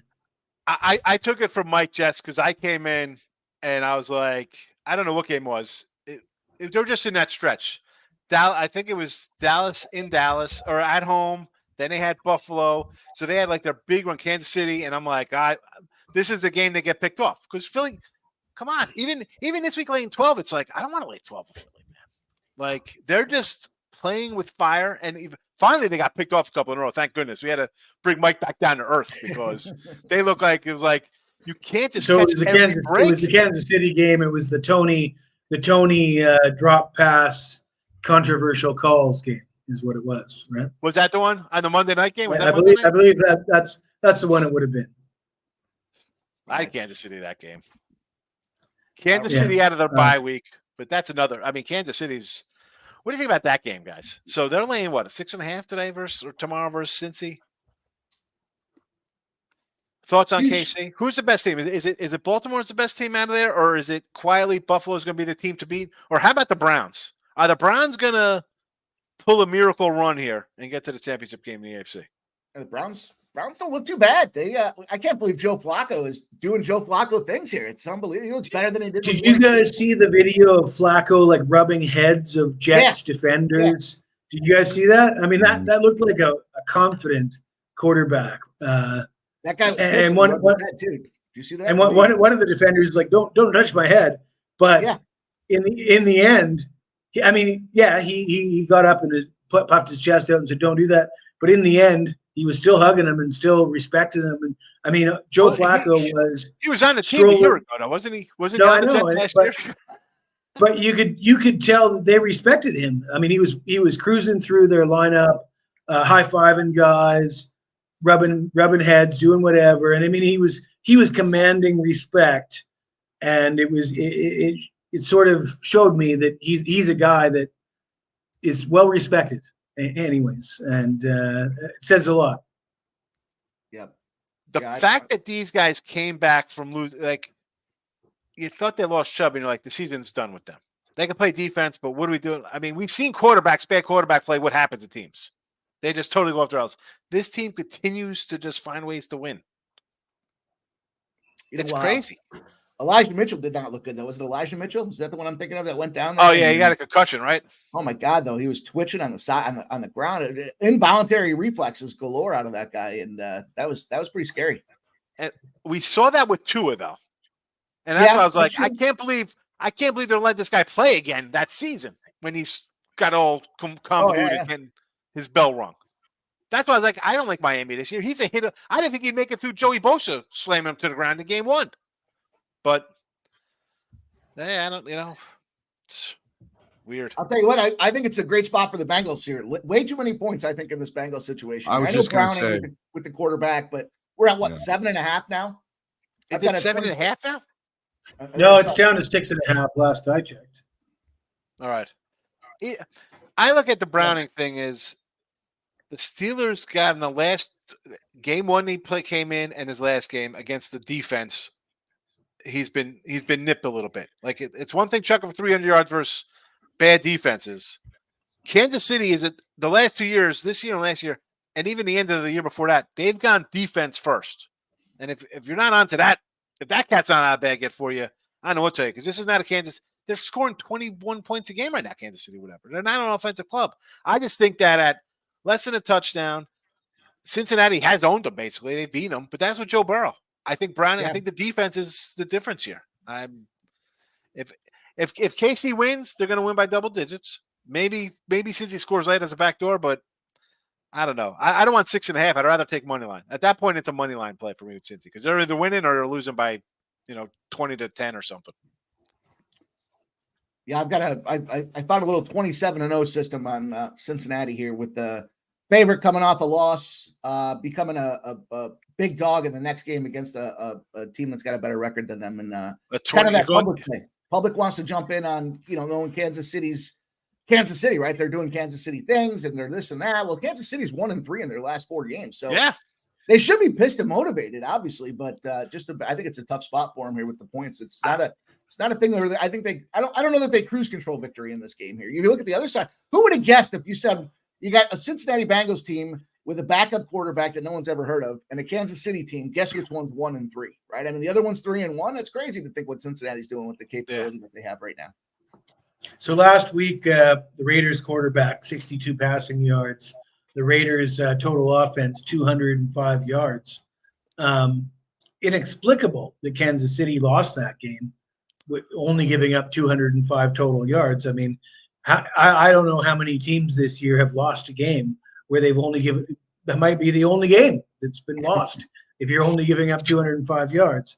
Yeah. So, the idea that go against Kansas City because they've just fallen off the map, I would buy into that if it wasn't for that discrepancy, if it wasn't for the fact that they played well enough to win that game, They got very unfortunate. Their defense obviously dominated, and if they do that, if they do if they play exactly how they did last week, even let's even say their offense is still anemic and not very good, but if they give up 62 passing yards and 205 total yards, they're winning by more than 6.5 points. So that's why I think it's a buy low spot on Kansas City myself.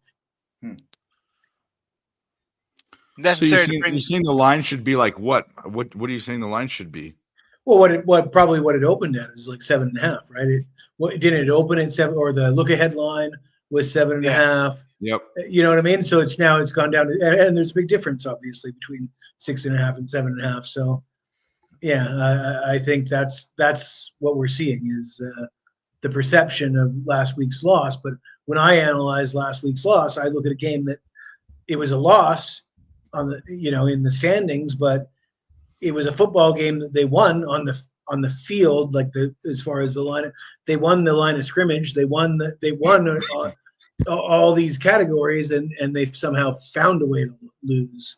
But it wasn't a game that they were outplayed. It seemed like at some point, and I know it happens in college and basketball, particularly where we see these teams go deep, but how many times can a team go all the way before you start getting that extra mileage that taxes you a little bit there? And kind of feels like that's the window with Cincinnati or with Kansas City right now, that they've just gone so deep so often for the last 5 years now, that they've been not just a playoff team, but a Super Bowl team. And you got to figure that takes a toll on them at some point as well. At least in my head it does. Right? We saw Golden State Warriors. How many now, granted it's different. There's more games in basketball. I get that. But in terms of the overall mental and physical approach, it's still got to be somewhat similar. You still got to go out there every day and for an extended season, at some point, it's got to wear the tires down a little bit. Well, I think you're seeing that in Mahomes now. With the way he's getting frustrated and lashing out now. At this, he's getting kind of annoyed at everything. Drop passes, sacks, the whole. You see the frustration. You didn't see that out of him before. Before it's like, oh, look at this guy. He's Mr. Cool, laid back. Yeah. Gets a job done. Now it's not working out as well. Kelsey's, maybe a step slower because he's got 40 guys dragging on him because he's got to carry an offense. And a superstar. Yeah, thank goodness for Taylor Swift. I never would have found football. Wasn't for Taylor Swift. Just started doing these channels.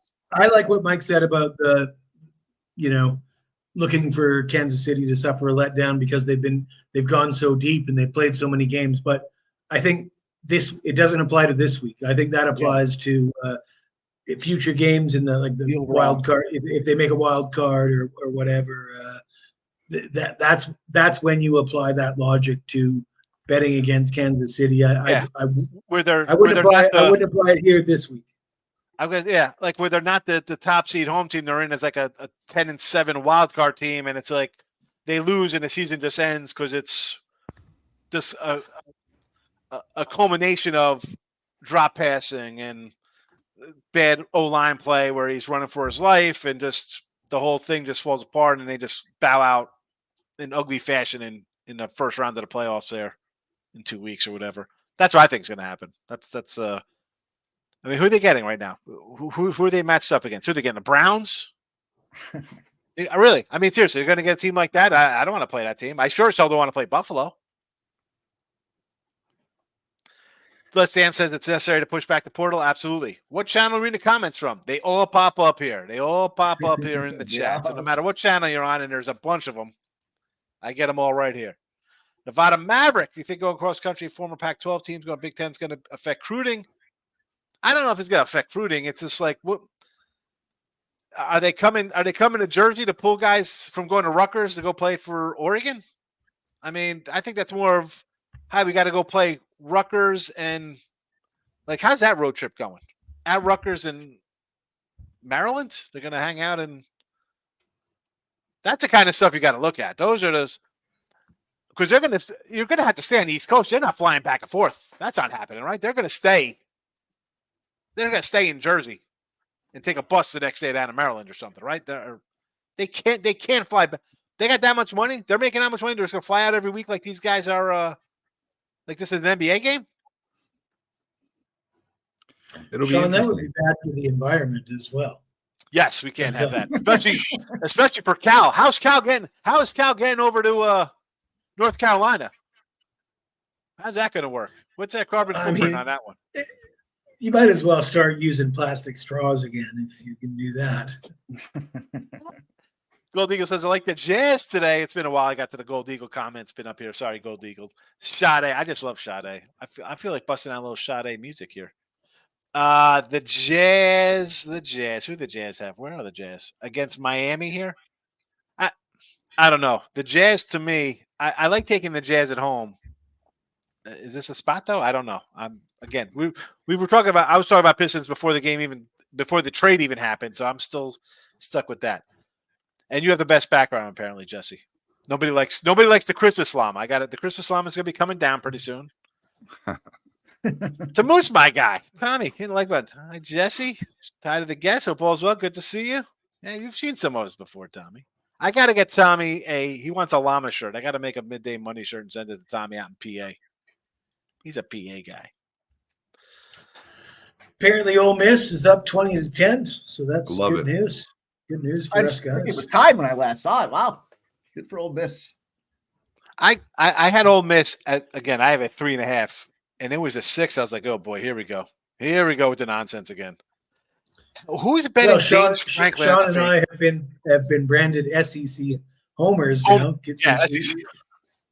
We started the season, Mike. We're doing a show, and it was like, man, Florida, tough spot to go play in Utah, right? Utah's a tough place to play. Oh, my goodness, Florida, you guys don't know what you're talking about. These guys. Now, I mean, I can't speak for everybody in this chat. I'm speaking for myself, but I think I can when I say I don't think we know the third stringer and the depth of every single team and how deep and all these players are in recruiting. I don't know that. I mean, I buy my magazines. I go through. I kind of try to get a little grasp of everything and go from there. The comments section. Again, this goes back to Auburn and Cal. We said, let's take Cal plus points at home against Auburn. Auburn traveling, offense. Here comes, well, these recruits. They have all these guys. Folks, I don't care about any of that.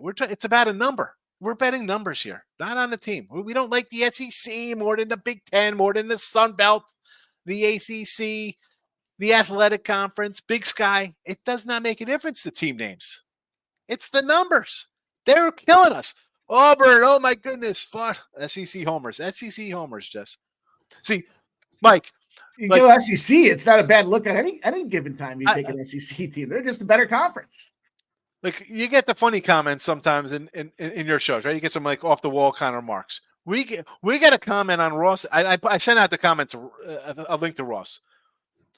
The guys in Ross's show, you think they're all alumni, right? They have to have like a plaque on a bench somewhere with their name on it because they know every person on the squad. We joke with the names: Arkansas, Euclid, Duquesne, right? I just say funny names for you. Don't even know how to pronounce the guy's name. How can you take you seriously? I mean, like, folks, have you watched the show before? Have you watched? Yeah, you know how childish we are. West Virginia, come on. I mean, oh my goodness. Well, I'm happy. Some of them die hard. They're big time. They're loyal. I understand that. You know what I started the season, and SEC fans were on our ass. We were anti-SEC, and then it's come full circle. Now they're calling us SEC homers. There you go. SEC. We were against Florida in game 1 against Utah, and I think a couple weeks later it was like Auburn. We were like big anti-Auburn in that spot. You guys don't know what you're talking about. These guys are clowns. Like, okay, sorry, right. Sorry to offend you. I didn't know you were a booster for the school. Hey, Sean, I'm going to get out of here. I feel better. I wanted to hop on. Yeah. I'm just, I got things to do and I got to figure out some things. But anyways, congratulations on your 500 show. Is that what it is? 500 on the BLeav. Yeah. Woo. There you go. I saw the link. I kind of forgot about it last night that we talked about it. And then I saw the link and I had to be here. Good to see Jesse, obviously. Good to see Mike. Best of luck, you guys. And I don't know. Thanks for popping in. Yeah, we'll see. We'll do. Maybe we'll see you next Wednesday because I got a show on Wednesday. That's the next time I've got a show. So Nerd Talk Dave, Wednesdays. If you're going to do an all day college basketball show. If you No, it's if done. you- if Well, you- we thought about it, but the problem is the pull is football. Like I'd get half the Yeah. audience probably. yeah. Well, let me know, and I'll be there. of Okay, course, cool. But, We'll see you. Later, Dave. See you, Dave. Good news for Dave is it's not COVID. He showed that to us last night. Oh, yeah, he's COVID free. He did himself. That's the worst. Because was that Wednesday? He said people are here and they're sick. Somebody was sick upstairs, and I was like, That's always yeah. fun when you got the sick family around and it's like it's coming. It's just a matter of when at that point, right? So I think he said my brother flew did have down COVID, so. on Tuesday night, and on like Saturday, he's like, oh, one of his daughters was sick, or on Friday she wasn't feeling good, and my mom's like, oh, this is great. So she's gonna be sick over the weekend. Feel bad on the plane. Second one's going to get sick when they're here or on the flight, and then it's just going to transpire. We're going to have like 2 weeks of sickness so far. But no one is ill so far this week. He's been here the whole week, so maybe it was just a little passing kind of stomach bug or something. So he came down from New York. He's outside of Syracuse, and that's what I thought when I didn't know if it was an Eagle question, like he faded the Eagles against you, or maybe he took somebody against. I saw McNabb, so maybe he faded Syracuse Orange for you in college basketball. I'll tell you what, I'm all for fading Syracuse. I basketball and football, but not next year. Next year is going to be different. Next year it looks like I couldn't believe they couldn't score a point in that bowl game. Yeah, I know you got nobody in there, but you can't score a point, like just based on principle. That's a tough spot too. I mean, the quarterbacks, the coaches, like there's so much turnover in that program, and that's been the case with most of these schools. But most of the schools have at least had some depth to be able to go out there and do something. And if you're staying, don't you want to like tell the coach you're good and don't Deion Sanders me out of here with the bad luggage? That's what I would think, right? You want to show like you belong. Like, hey, at least there's a spot. It's a 110-man roster, right? At least there's a spot for me somewhere. It's especially like a day before the game, they get a big recruit from Ohio State to come in. You got to be thinking, wow, okay, wow, we got an Ohio State quarterback. Not that he's the end all and like he's, some kind of, number one draft, but that's a nice little part. The guy's a 4-star recruit. I mean, he's a talented guy. He's supposed to be good. His numbers weren't bad in Ohio State. I mean, you're following 3 guys who just drafted in the NFL. I mean, how? Come on. Look what Ohio State did without him. I mean, I know there's more than just him that's missing yesterday, but were they missing? Or I thought those guys came back and played. That's why the line went back up to 6. They were god awful is what they were. It was a bad spot. What was the final? I don't even know what the final was in that game. I just remember it was 3-0 and they were cooking. They were doing okay. And then 14-3, which is, I think that's I mean, Missouri played Georgia kind of tough, right? I thought they played kind of tough versus better teams. The fact that they go and score 14 versus that defense, holy cow. That's not a good sign for SEC football, honestly. I mean, you could have lost that game scoring 14 points. Times are changing. Time to get you guys out of the SEC and introduce you to the rest of the nation. Yeah, right. Okay. We got to stop backing all these SEC teams. What are we doing here? Oh, man. And that's funny because I like Ole Miss today over Penn State because James Franklin versus a good team. Oh, they punched it in there. Now we got a game now in Penn State here. I couldn't back him as a favorite. Maryland's got way too many guys out, so I'd have to lean Auburn there. Florida State, I can't. I mean, the line's 21. That was 14 a week ago. It's 21. What is? Whatever happened? Fading the Big Ten seems pretty Remember solid. Just a couple years ago, there was a crazy bowl after the playoff games. There was a bowl game after like the national championship game. There was a game on like a Thursday. You guys remember this? I don't. Jeez, I'm pretty old, Sean. I don't remember that. There's a game whether it was after the championship game or it was after the 2 playoff games. There was a game. Was it like in Hawaii or something? It was a crazy. I think there was there was MAC teams involved. Oh, geez. Yes.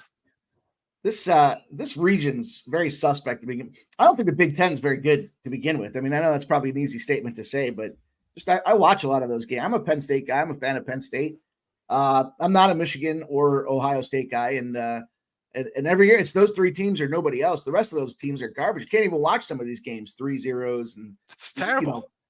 20-point totals and You see games like that, Mike, and then all of a sudden you turn on the Big 12 and it's 56-45. Yeah, a huge disparity between the defense programs and the offensive programs for sure.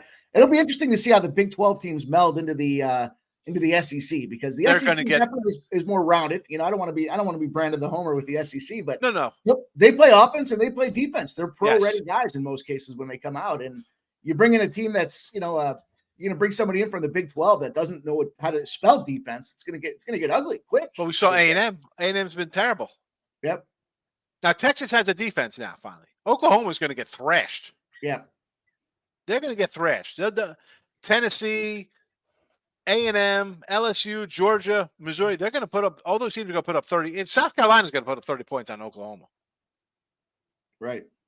It's going to be difficult program to watch for a while. It's going to take a couple of years, but you got to get out. You have Michigan and Penn State and Ohio State.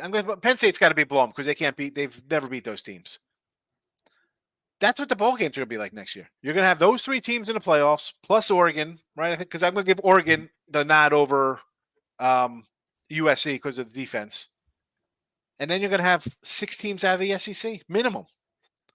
Because some team in the SEC is going to have 4 losses, but it's the Alabama, Georgia, LSU, and Texas. Oh, you know what? They won their other games. You're just losing some heartbreakers. Come on. This is the NCAA tournament all over again. Let's take the 11th team in the Big 12 because they're 20 and 13 and 9 and 8 in conference. It's a tough conference. They should get in there. What are you talking about? Give me the crap. Give me the small school. Give me Liberty at 13-0. I'll take Coastal Carolina 11-1. If it's college hoops, I'll take Mid Tennessee State, who's 29-3 or something. Give me that wacky one-off team. Don't give me the 12th best team in the conference or the 7th best team in the SEC because they lost to the teams above it in the bowls. Yeah, but you want to see that, or you want to see a Miami, Ohio in there?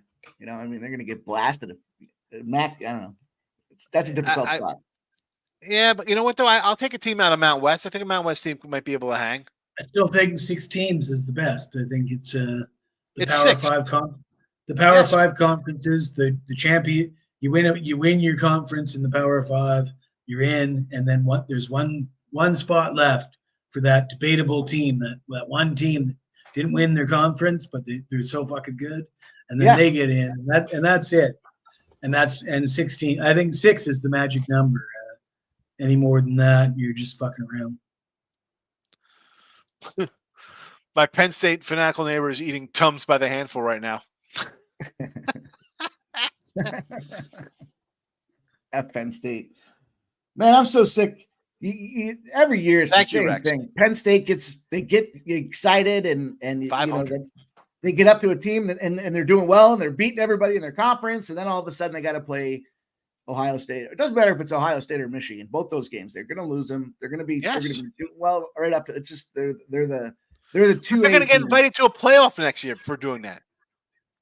Yeah, it's the other thing is though, when they get there, you can clearly see that Franklin doesn't have any faith in the quarterback. He's not letting Aller throw the ball. He's reined him in. He's trying to win the game by not doing anything. We're not going to do anything. We're not going to take any risks.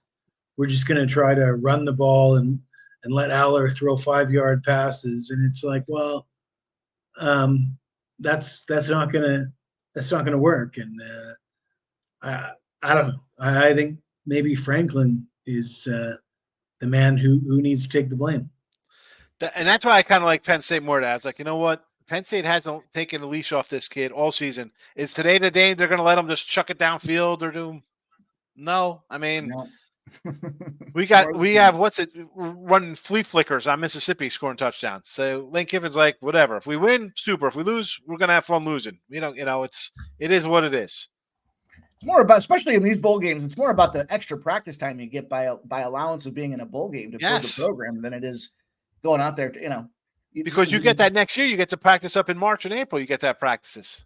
It's funny because it's like that in high school football too. You make the playoffs down here. It's like, oh, you made the playoffs. Your football team could practice in March instead of May down here for high school football, or practice in May. So yeah, it's weird. It's like, oh, you can have extra practices. It's like, or maybe it's during football. I don't even know. It's weird. But yeah, the extra practices are huge. Huge opportunity for these programs. Trying to put new schemes together, bringing the redshirt freshmen and get them up to speed. It gives them that extra allowance. It's huge. Let's Dance wants some Minnesota Wild early. Here we go. Here comes the degeneracy. Let's Dance. It's almost 2:00, and it's like, should we bet something early? Mike, you're a nice guy. You like the ice. I know you were looking at Boston last night. We were talking. You like the Bruins. I do. I think it's we talked about the Devils spot yesterday, being a Devils play, first game of a back-to-back situation, especially for the road team coming off of a win. They're in a huge win spot there across the league. I want to say it was like 73-20 or something like that. But New Jersey specifically in game 1 is 6-1 when they're on the first game of a back-to-back spot. In game 2, they're 1-6. They are the definition of the zigzag situation here. Now you got a Boston team that lost 4 games in a row, comes back from the Christmas break and beats the brakes off of Buffalo Sabres here. I think they're at home. They're in a get right position. And they're not as bad. They had dealt with some injuries. They had some things going on in Boston that they had to get through, some sickness as well. But they got the break at the right time. They got a nice little Buffalo team that's not anything to write home about at this point. So they were able to kind of get the program back in the right shape, get the confidence going. And now you got a spot where New Jersey's just in a huge letdown opportunity to begin with. The challenge is the price. It's minus 150-ish for the Bruins right now. I would think that, the regulation play is probably the right move there. New Jersey's going to play Boston tough. They're both contenders for the Eastern Conference, but just seems like it's you can get the Bruins in regulation at around an even pick 'em spot. So I think it's a good opportunity to take advantage, specifically against a New Jersey team that's in a huge letdown spot. It's my Rutgers. Yeah, I'm on Boston myself. I think it's a good spot for Boston. Just straight up money line. No problem with that. Yeah, Rutgers a 27-point fave that were tied last time I saw against Stonehill. Plus, I could see New Jersey being one of those teams that wants to. They're not going to just go away. They want to play them tough. That looks like they're not confirmed goaltenders yet, but Vanacek versus Allmark. Vanacek just played, got lit up. So I think it's a difficult spot for the Devils. Period. I like St. Louis. I think Pittsburgh's in a letdown spot here. It's a little opportunity for a dog spot with the St. Louis Blues today. I'm not sure how aggressive I want to get with it here, but it's a nice plus 175 spot that I'm seeing. And I think this puck line. I got a puck line at minus 145, which is cheap for a puck line. Sure. And yeah, I like the Blues as a puck line dog in this spot. Tristan Jarry is just not all he's cut out to be here. I mean, he's got a decent number. He's he plays well at times, but I think this is just it's a travel spot for St. Louis here. But I think they is he even going to play though? That's the thing. The Penguins just played the Islanders, right? They shut out the Islanders, and the Islanders are of course the division rival, and then they got a non-conference game against St. Louis team, and then they're right back against the Islanders.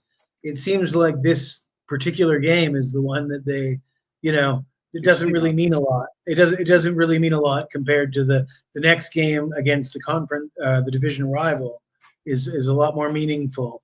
It seems like this is the spot where you put backup goalies and backup players in. Yeah, it looks like they've got him confirmed. It looks like it's Hoper and Jarry. Which is interesting because you're right. I think the next game is the one that really means something here. You don't need to take this. Maybe they want this win. Maybe they think this is the one that they can pick up the win on, expecting to let that next one down. But I think it's a good price for a Blues team that's since they fired their coach, they've been rolling. We've seen that the story in the NHL this year. We've got 4 coaches. They're 5-2 straight up since they fired their coach, and 6-1 on the puck line. And yeah, their backup goaltender has better stats, better save percentage, and goals against average than the starters. So it's interesting to see that the coach was that bad that the team just like we talked about with Penn State, they take the leash off these guys now, and all of a sudden they can find winning ways here. I didn't expect much out of St. Louis to start the season, but I certainly didn't expect the the slow start that they had. But it's good to see them back on the winning track. I hate Pittsburgh as a general rule of thumb, so I'm good to watch them get beat up tonight. It's your background certainly would suggest that. You know what's funny is I grew up as when I grew up playing hockey, I was a Penguins fan growing up. So I was big with the Mario Lemieux and Jaromir Jagr, Kevin Stevens, the Samuelson brothers. But my allegiances have changed. What else is in the ring? He was feeling frisky. He wanted to play the Wild. All right, hey, it happens. That's another team that's been on the uptick since they removed the coach. When you got a team with 2 days of rest, line between -120 and -170, they're 45-21. So that would support a jet spot, not a Wild spot. But if you're feeling frisky, take that plus money.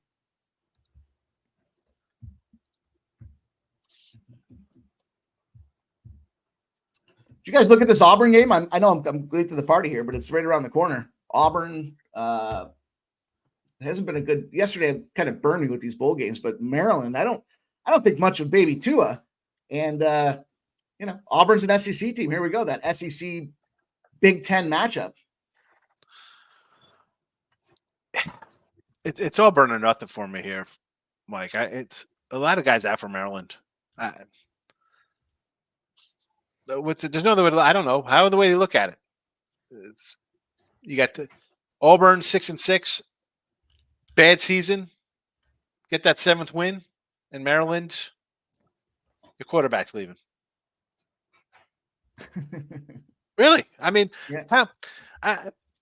Sometimes you don't have to really dive right into craziness here. It's one team is off a bad year, right? The fans are upset. It's 6-6. You're like, Music City Bowl, and the other team, their quarterback's not playing. He's playing. I like Maryland, right? He could throw the ball. I'm going to go with a guy who could put the points on the board.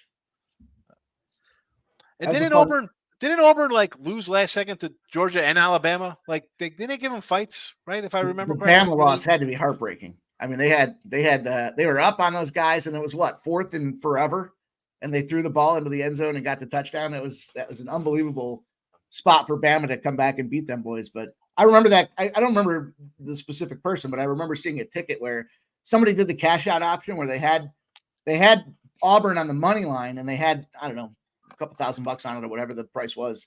And they cashed out right before at 4th and forever, they cashed out.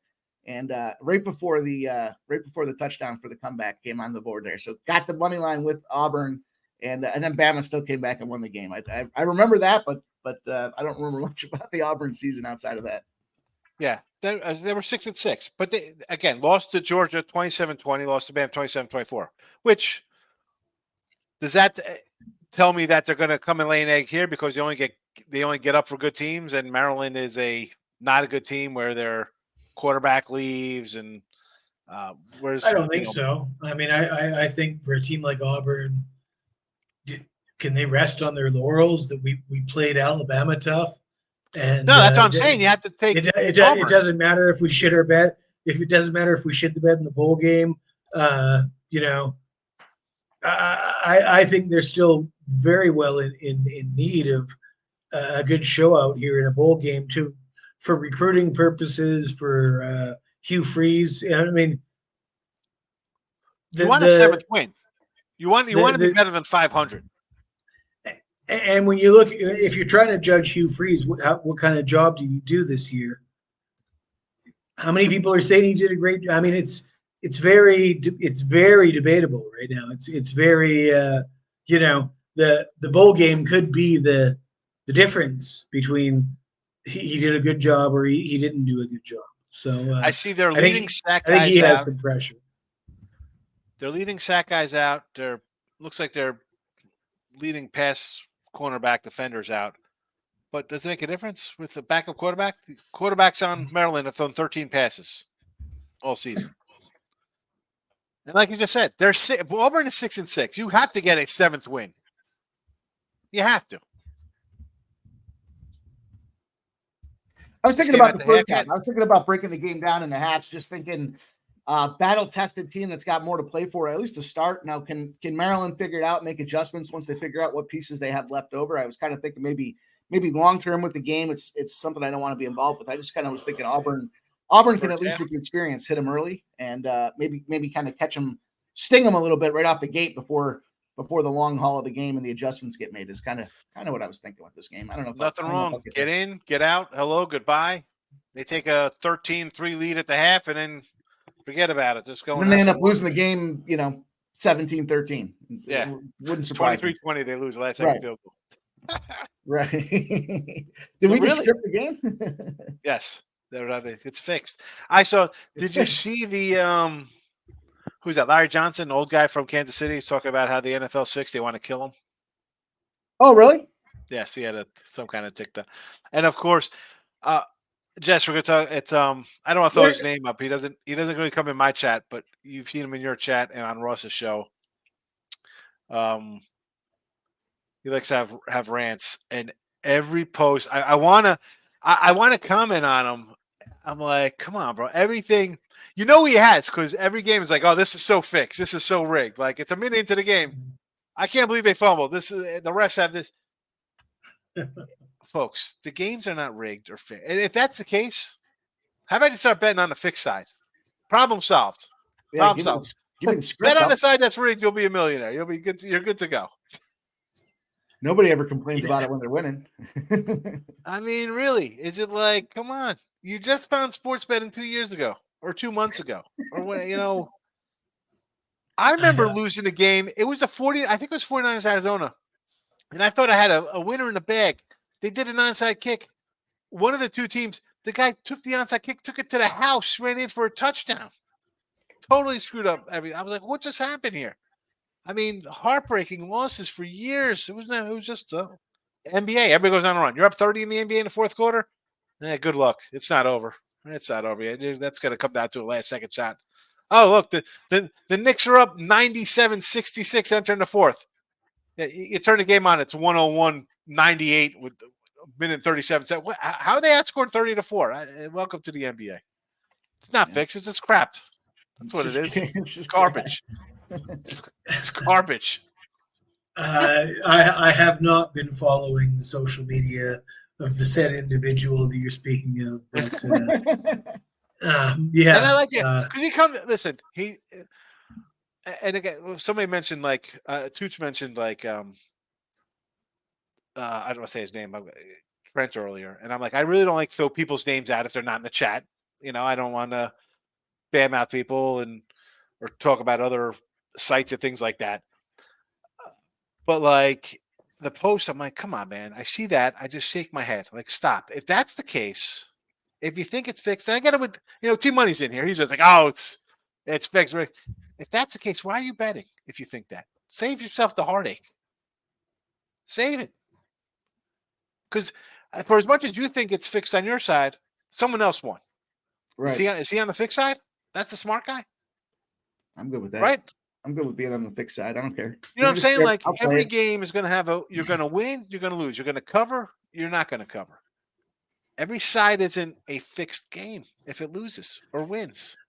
I think said individual might be trying to just take advantage of the algorithms. You know what I mean? Like the algorithms like it when you say that. So I guess go on to some crazy hot take. I guess I never thought about it like that. Is that stuff? I mean, I guess I got to post more things. I don't. I got to be outlandish and put my tinfoil hat on. No, you don't, T-Money. You don't say every game's fixed. I'm just saying from a standpoint of like, oh man, you know what you say, T-Money. You're like, this game, this nonsense, shaking my head kind of stuff. The same guys celebrate their winners hard, and then they're losers. Everything's fixed. Winners, right? Never in doubt. I like putting that one up. Never in doubt when the team wins by a half point. But there's games, there's a spread, and it comes down. Some games come down to that. What about all the other games? If there's 100 games, if 70 of them don't come down to that number, what does that say? What is that one? You lose a heartbreaker? That's exactly what it is. Exactly what it sounds like. Right. It's a bad beat. It's a tough loss. It happens. That's why you got to always be getting that CLV. And if you're getting if you're watching look ahead lines, and you're getting 2 or 3 points against the spread, every freaking Sunday, which you are. If you, I mean, there's a reason why Sean Higgs was the #1 NFL handicapper last year and very prominently featured on the leaderboard this year. And it's getting in early, looking ahead, playing chess when everybody else is playing checkers, right?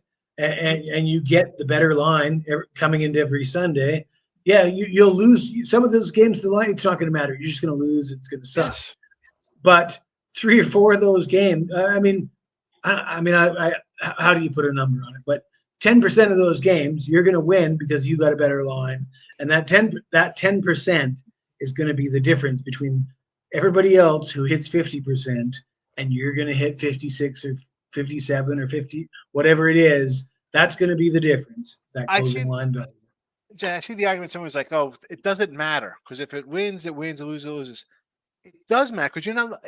Those people are looking in the comments, and I want to comment, but I don't feel like I want to come in and then it's like I'm trying to like troll somebody who I don't follow. It just comes up because other people follow a person, right? So I don't want to jump in and be like I'm trying to, hey, come check me out because I do things, over here and closing line value matters. But like, it's not. I don't look at it as one game, right, Mike? I say this all the time when I'm with you guys. I don't look at it as one game. If it loses, it loses. But I know over the course of 365 days of the year or a season of a sport, that number is going to make a difference along the line. More. And more often than not, you're going to get more wins than losses in that.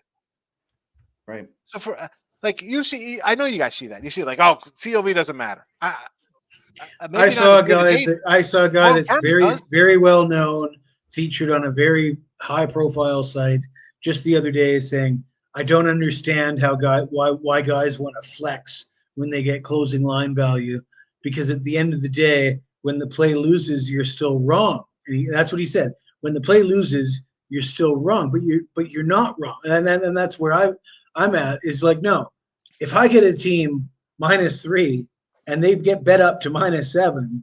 And I've got locked in -3, I'm not fucking wrong. I'm right because they wouldn't ever get to -7 if I was wrong. Yes, you're wrong. Because if I'm wrong, the whole world's wrong. If I'm, if I got -3 and everybody else got -7, I'm right. Yeah, I'm right. And whatever happens so if I lose that bet, that doesn't mean I'm wrong. That just means, shit happens, right? That's all that means. If you have Georgia at -14.5 or 15 or 16, and they win by 17, who's smart? The guy who had them at 14, 15, 16, or the guy who bet them at 19, 20, and 21? Yeah. Oh, it doesn't matter. Well, it sure matters. If you wait on Florida State, you're a winner, and you look like a genius. Well, you had to wait out for a better number. I think that the reading the tea leaves kind of, you need to be able to do that a little bit. How you think something's going to happen. But this idea that you could get the better line and you still lose means that you were, so the interpretation that you were still wrong. I mean, that is, if you feel that way, how much do you know about gambling? I mean, honestly, like, should you just quit gambling if you feel that way? Because I mean, at the end of the day, if I get a team -3 and they get bet up to -7, I'll fucking take that every day. And if I do, if I get every team that gets bet from 3 to 7 and I get them at 3, I feel pretty good that I'll be okay at the end of the day. I don't think anybody would say, okay, you can have this line or this line. Which one do you want? Are they all going to take the worst line?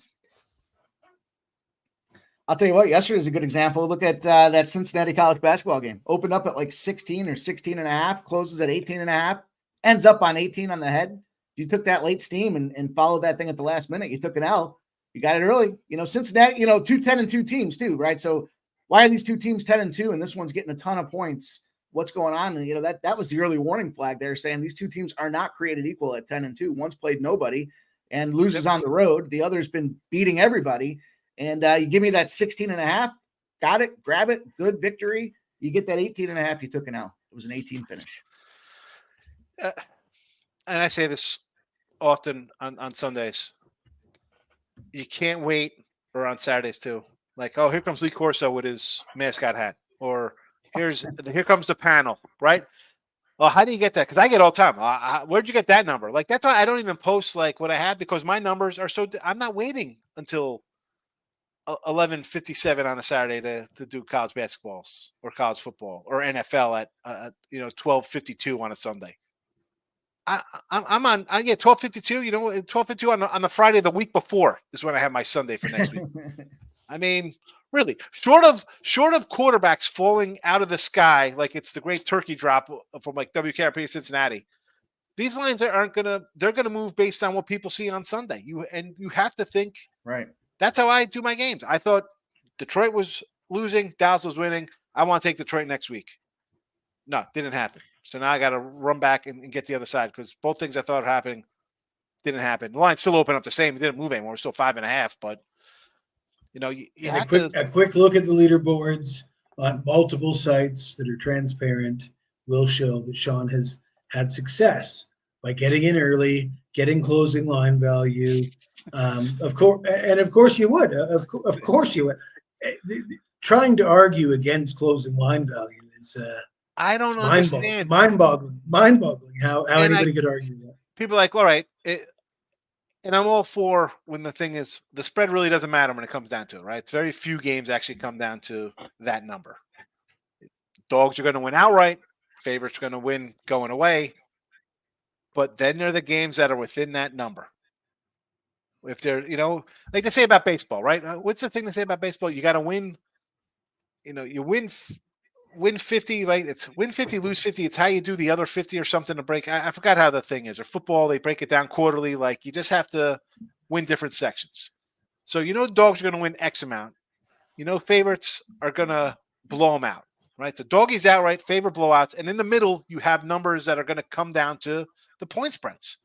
You're going to beat it by a half, 1, 2. Is it going to move? Or you could be on the right side. That absolutely turns you from a 50% or less guy to a 53% plus guy who's going to make money.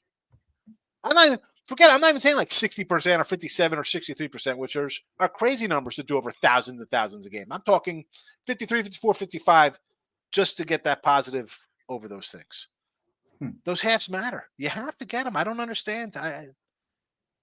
And I'm sure. Yeah, and I think you have to walk away from games where you miss the line movement. Let's say the line has got to move on. There's nothing. You like the Packers -3.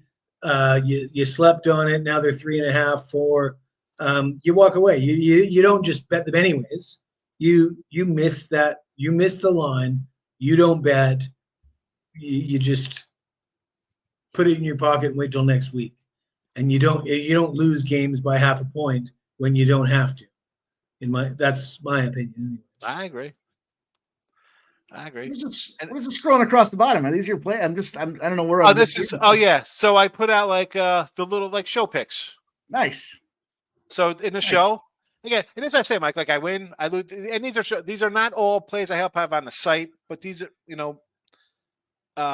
sometimes. A lot of times they are like the hoops games are college. The football ones aren't, because I had Mississippi on the site, and I had Wyoming. I didn't put on here, but that was on the site as well, and the Georgia total, because I've talked about it on other free pick shows. So it's sometimes I try to get all my free picks I do on other shows and throw them all up here, but then I forget a couple. It's these are just what I've done on the show.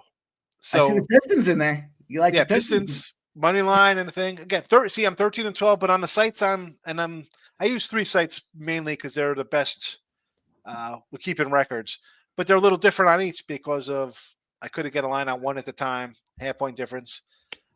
But like on Ross's site, I'm 15-8 with NBA, so I'm 13-12 here because I can't give out every play. I do sell picks, but they do mix and match. NFL here's 44-30, and I'm 103 and like 80 or so. I don't even know what I am in NFL. What am I in? 99 and 82 in NFL. So they kind of vary off of the paid sites because I can't put everyone in here. Sure. That makes sense. But my on the bottom, you see my baseballs mentioned here, 295 and 353. It's down like 2,600 in the channel. And that was almost equivalent to what I had on the sites because I couldn't get a dog today. But I had a nice Snell Cy Young. I had a Strider to lead the league in wins. I had a Cubbies over, Arizona over. You can't get everything in the chat. You know, you try to. I put games out, they win, they lose. That's what I tell people. I'm like, my things are here. I don't, you know, I know some people go on Twitter and they get trolled like, oh, this. I mean, I put losers up. I lose games. I don't play about losing. You know, it's I Twitter's don't undefeated. say, we're moving 8 times a game here on this. Bro, I mean, baseball, you bet freaking 1,000 games on a season. What do you think I'm putting on those? Do you think I'm putting dimes on all those games? I'd be down $50,000. No. I don't know. I had a losing season. It happens. Other ones, I know when I'm doing good in NFL college football, I can get a little more down on those. It's not as volatile, I think, as baseball. I feel like I'm good at doing side and totals in there. Like, you know, Mike, I tell you, we're doing like the with the first period for hockeys, and Yeah. the other day you're doing some MMA, and I told you, like the hockey yesterday with the jump on these live. I was like, I'll put 50s on those. Just go something little. They went 2-1. I can't complain about that. I'll take a little. I'm not going crazy on things that I don't do. And I don't say, I tell people in chat not to do that. I understand. Hey, you're new to something. You're new to something. I get it. Go crazy on it. That's fine. I was gonna come in and make fun of you for not knowing something. I'm not. I'm not a big like hockey. I go on shows. I go on when I'm on like Sports Grid. They laugh. They're like, "How the heck are you throwing money out on something you don't know the goalie?" I said, "I don't care about the goalie. I look at the spread, and you know, there's the number, and I look into the scheduling. That's what I'm doing. I'm not worried about a guy scoring goals or who's hitting well today and a wide receiver. I don't care about that. That's all built into the number already. That takes out all that information because the number is that. The number tells me everything you need to know. I don't need to know the quarterback, the running back, the pitcher, the fullback, the winger. You know. That's why I love that the NBA, the guys that have been betting NBA for a number of years, they are still waiting on the. I got to see the injury. I got to see the injury report. I got to see who's in. I got to see. It's already in the number. It's already there. Now, is it going to move a half a point? Maybe, but the books aren't going to get themselves in a position to take a bath because Giannis isn't. I think the real money is earned on predicting it. You know, like you got to gamble. We're gambling, right? That's what we do. This whole fucking thing is based on gambling. So you're looking at the Dallas Mavericks are playing the second game of back-to-back. We know that, the starters played these starters played 45 minutes last night. We're expecting them to either rest them or limit their minutes tonight. And you can gamble on what's going to happen, right? You can say, well, I'm going to predict this is what's going to happen with their availability or their minutes tonight. And and if you're correct about at the end of the day, that's what we're supposed to be doing is gambling. You don't need, and if you're waiting for that to be confirmed in the injury report, you're getting a bad line in that. Oh yeah. So you're taking a bad on those numbers. So the gambling is predicting that's going to happen, and getting the line accordingly, and then getting a far better line based on what's probable to happen. Right. Well said. Michigan and Washington in the championship games. I like them both. Yeah. I haven't heard anybody mention Michigan. All I hear is Alabama talk and Texas talk. So talk me into it, Sean. What about Michigan? Why Michigan? What have they done? What has Harbaugh done to justify that Michigan pick? I actually like J.J. McCarthy. I watched him one game, and it was a random game versus Nebraska. And I thought, this guy can make plays when he has to. And again, it comes to who is betting on. All you hear is Alabama. I got an Alabama future somewhere. That's true. It seems like everybody's on Alabama. Right? Everybody's down on Washington. I was down on Washington. I was laying 10 points with Oregon in a Pac-12 championship game. I'm like, why are they laying 12? I had to take Oregon just on principle there. Right? I mean, like, why is that a 10 point? So in Oregon, that line would be 18 points or something. We were telling me that makes 0 sense to me, and I'd have to go with the 0 cent side of things. Right? That just seems bizarre to me. I think everybody's down on Washington. They're not getting a lick of respect. And I like Texas. I thought Texas to start the year. I was like, ooh, we finally got a defense. They're going to be good. I'm getting 4.5, 64.5 under. I'm going to go. I'll ride the Texas defense with the under. This could be like the Oregon game. What do we got? 33-30 here? I'll take my chances there. But the Michigan was really, I know everybody's going to bet Alabama. Maybe I should have waited because I'm laying 1. The line has not moved a bit. What's it, 1.5 now? Yeah. Well, that's the scary part is it seems like everybody's on Alabama, Hasn't but moved the a penny. line says, yeah, the Hasn't line moved a doesn't penny. the line doesn't reflect that. So Right. that's a bit scary. Right. And I think even with Texas, I think more people are on Texas. Yeah. And even that line hasn't really moved either.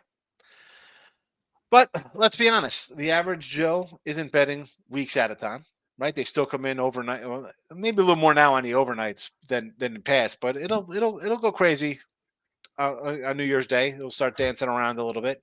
Then you'll see. But at that point, Right. what's are there head fakes coming in? You know, at that point, the cat's out of the bag. You're late to the game. As Jesse said, we're trying to do things ahead of time. And if we lose, that's fine. I'll lose. I don't care about losing the game because you're going to lose a game. And one day does not make me. One game doesn't. It's you have to be ahead of it multiple times, which we usually are, which we were just talking about. T-Money's like, what about waiting and then getting a better number when you wait? And there's spots where you do that, right? That if you want the dog and you think the money is going to be, then that's there is spots when you do that. But I hear people say that, right? If you like the dog, wait, right? Wait. If you like the favorite, take it early because it's going to move. And Mhm. absolutely, but few and far between, yeah, right? I think at the end of the day, yeah. it's the consistency and the approach that makes the you got to difference. be pretty sharp, I think, to be waiting on dogs to get that best price. Yeah. I'm not gonna say it's not the right strategy, but it's a sharp strategy. You have to be on top of your game to do that. Chris Sale to the Braves. I'm all for getting as many pitchers as possible. I get it. I don't know. You didn't the Red Sox just get who they get? Giolito? Who they sign? The Sox. I thought they signed Giolito.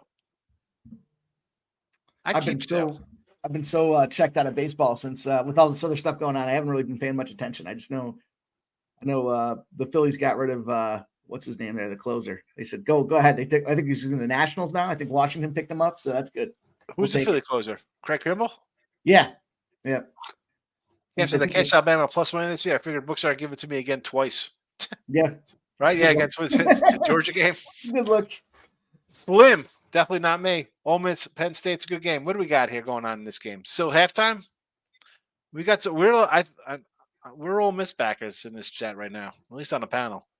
Double zeros. Agent Zero. Who's this? Gilbert Arenas. I like Georgia. I got it here in the chat. I'll pull up the big banner here. Georgia first half 13. Georgia first half team total over 60.5. I think Georgia in an absolute blowout. Bludgeon them, absolutely. That's what I think. I think it's going to be a no doubt rout. It's not going to be close. I don't think I'm worried. I have an under here. What do I have? 45 and a half, and a 44.5 in my totals in this game. And I'm worried because I think Georgia's going to win this one like 53 to 51 to 6 or something. Georgia could write the score. I'm hoping it's 37 to 3, but we'll see what happens. Giolito, 2-year deal with Boston. All right. Sims talk about hockey fights. You got a hockey fight happening there? Or you just talking about Mike's brother used to knock this guy's teeth out. He'd be knocking out chicklets in junior league hockey. Popped him right in the mouth. And as we're speaking about SEC homers, Maryland on the board 7-0. Oh, How did they score here in this Maryland game? man, Is it defensive touchdown, or is the quarterback come in and do something? I don't know. I don't have my ESPN up here. You know what? I liked Hofstra today. They're getting 8 or 9. I didn't pull the trigger. I should have. Coulda, woulda, shoulda. and I jumped on a few early, but I don't like hearing that about that Maryland spot there. Come on, boys. Well, now you jump on Auburn at down. Columbia's up 46-40, I see here. And T-Money was all over Columbia. He liked Columbia today. Nice. He put Columbus. I'm like, Columbus? What are you talking about? Columbus. I thought, and he's like, no, Columbia. I was like, oh. St. John's wins by 5. Dumb. Florida State, 10-point favorite, lose outright at home to Lipscomb. Rutgers favored by 28, wins by a point 59-58. Yeesh. Notre Dame, 10-point doggy, 12-point win over Virginia. I was like 9.5 in that game. I was like, huh. There we go. We're off. The sports day is off and running. Creighton's out of the gate 11-3 over Marquette. I had Creighton in that one. 4 points. I like Creighton there too. Give me 4. Creighton's had an up and down season, but Marquette's been good. There's no doubt about it. But he's done a great job over there, man. Oh yeah. Maybe it's just because it's small. I don't know what it is. They win, and he beats big teams over there. Mm-hmm. Not afraid to test him either. Not afraid to take him out and give him a big test early. I like that so much better about the scheduling with college basketball than football, particularly. Yeah, you know, you can go out and take. Remember a couple December, of you got a bunch of battles. Right. Much more fun and entertaining throughout the season than just watching the same teams beat up on the same teams year in and year out. So, well, boys, I'm going to get up out of here. I wanted to I'm going to be on. wrapping up in a second. Go ahead, Mike. 500. And certainly appreciate you guys spending the time with me here early today and talking about some of the card as well. So I'll see you guys soon, though. I appreciate it, Mike. I think you got some people said they're going to follow you. And again, like I said, when I come into your show or when I'm with Dave and on the pub side of things, like a lot of in-game stuff, hockey, there's soccer, there's horses, things I don't really jump into. And I don't pretend. Again, talk about staying in the lane. I'll gladly stay in my lane. Let the pros talk about it, right? I mean, it's not something I know. You got to learn, though. You got to go listen to somebody to talk about. I don't hate it. Follow Mike. Glad you and Jesse ironed out the Philly troll. You know I'm going to lean Jesse's side of that because I'll be bad-mouthing Philly forever. You beat me up pretty good about the some of those Philly picks. So It's all good, though, boys. It's all good. It's all fun. And Jesse enjoyed hanging out with you, too. So we'll see you guys soon. Like I said, man, happy 500. Congrats. And here's to another 500. Yes, sir. Later, see you guys. Have a good weekend. You too. Call your mommy. I'm making pastrami. Did you see the post on Twitter, Sean? No, I haven't. I just went to the notifications. I didn't look at anything yet. T-minus, here we go. Columbia plus 260. Browns are plus 5 dimes in the Super Bowl. I know about Super Bowl. I wouldn't mind taking them to get to the championship game, though. Like that. I mean, 5 times is worth a stab, though. I mean, if they're going to give it to you. I don't think it's worth it. I think I need more. I would need more because I think as much as I like Baltimore, why do I feel like the Bills are lurking? The Bills are the lurking team I don't want to play. Cam says, I got to go watch a game. Maybe odds close in your favor. Always, Cam. That's the game. That's the game. I'm going to wrap it up, too. Why not? 2.5 hours. My guy, Jesse. Hanging tough, too. It's already New Year's over there. He's awake, and the eyes are still open, and he's been pounding. I have no idea what time it is here, but I know it's late. It's 1:30 here in the afternoon, so it's got to be 5 a.m. over there. 4:30-ish. Yeah, 4:30, right? All right, brother. I'm getting out of here. The chat, take it easy. Everybody's stuck around, hitting the like buttons. I appreciate it. Me and Jesse will be with you on Tuesday on our guy Ross's show, and Jesse does YouTube himself at Jesse Sewell. Give him a follow, and that's it. We're out of here. Happy Sunday.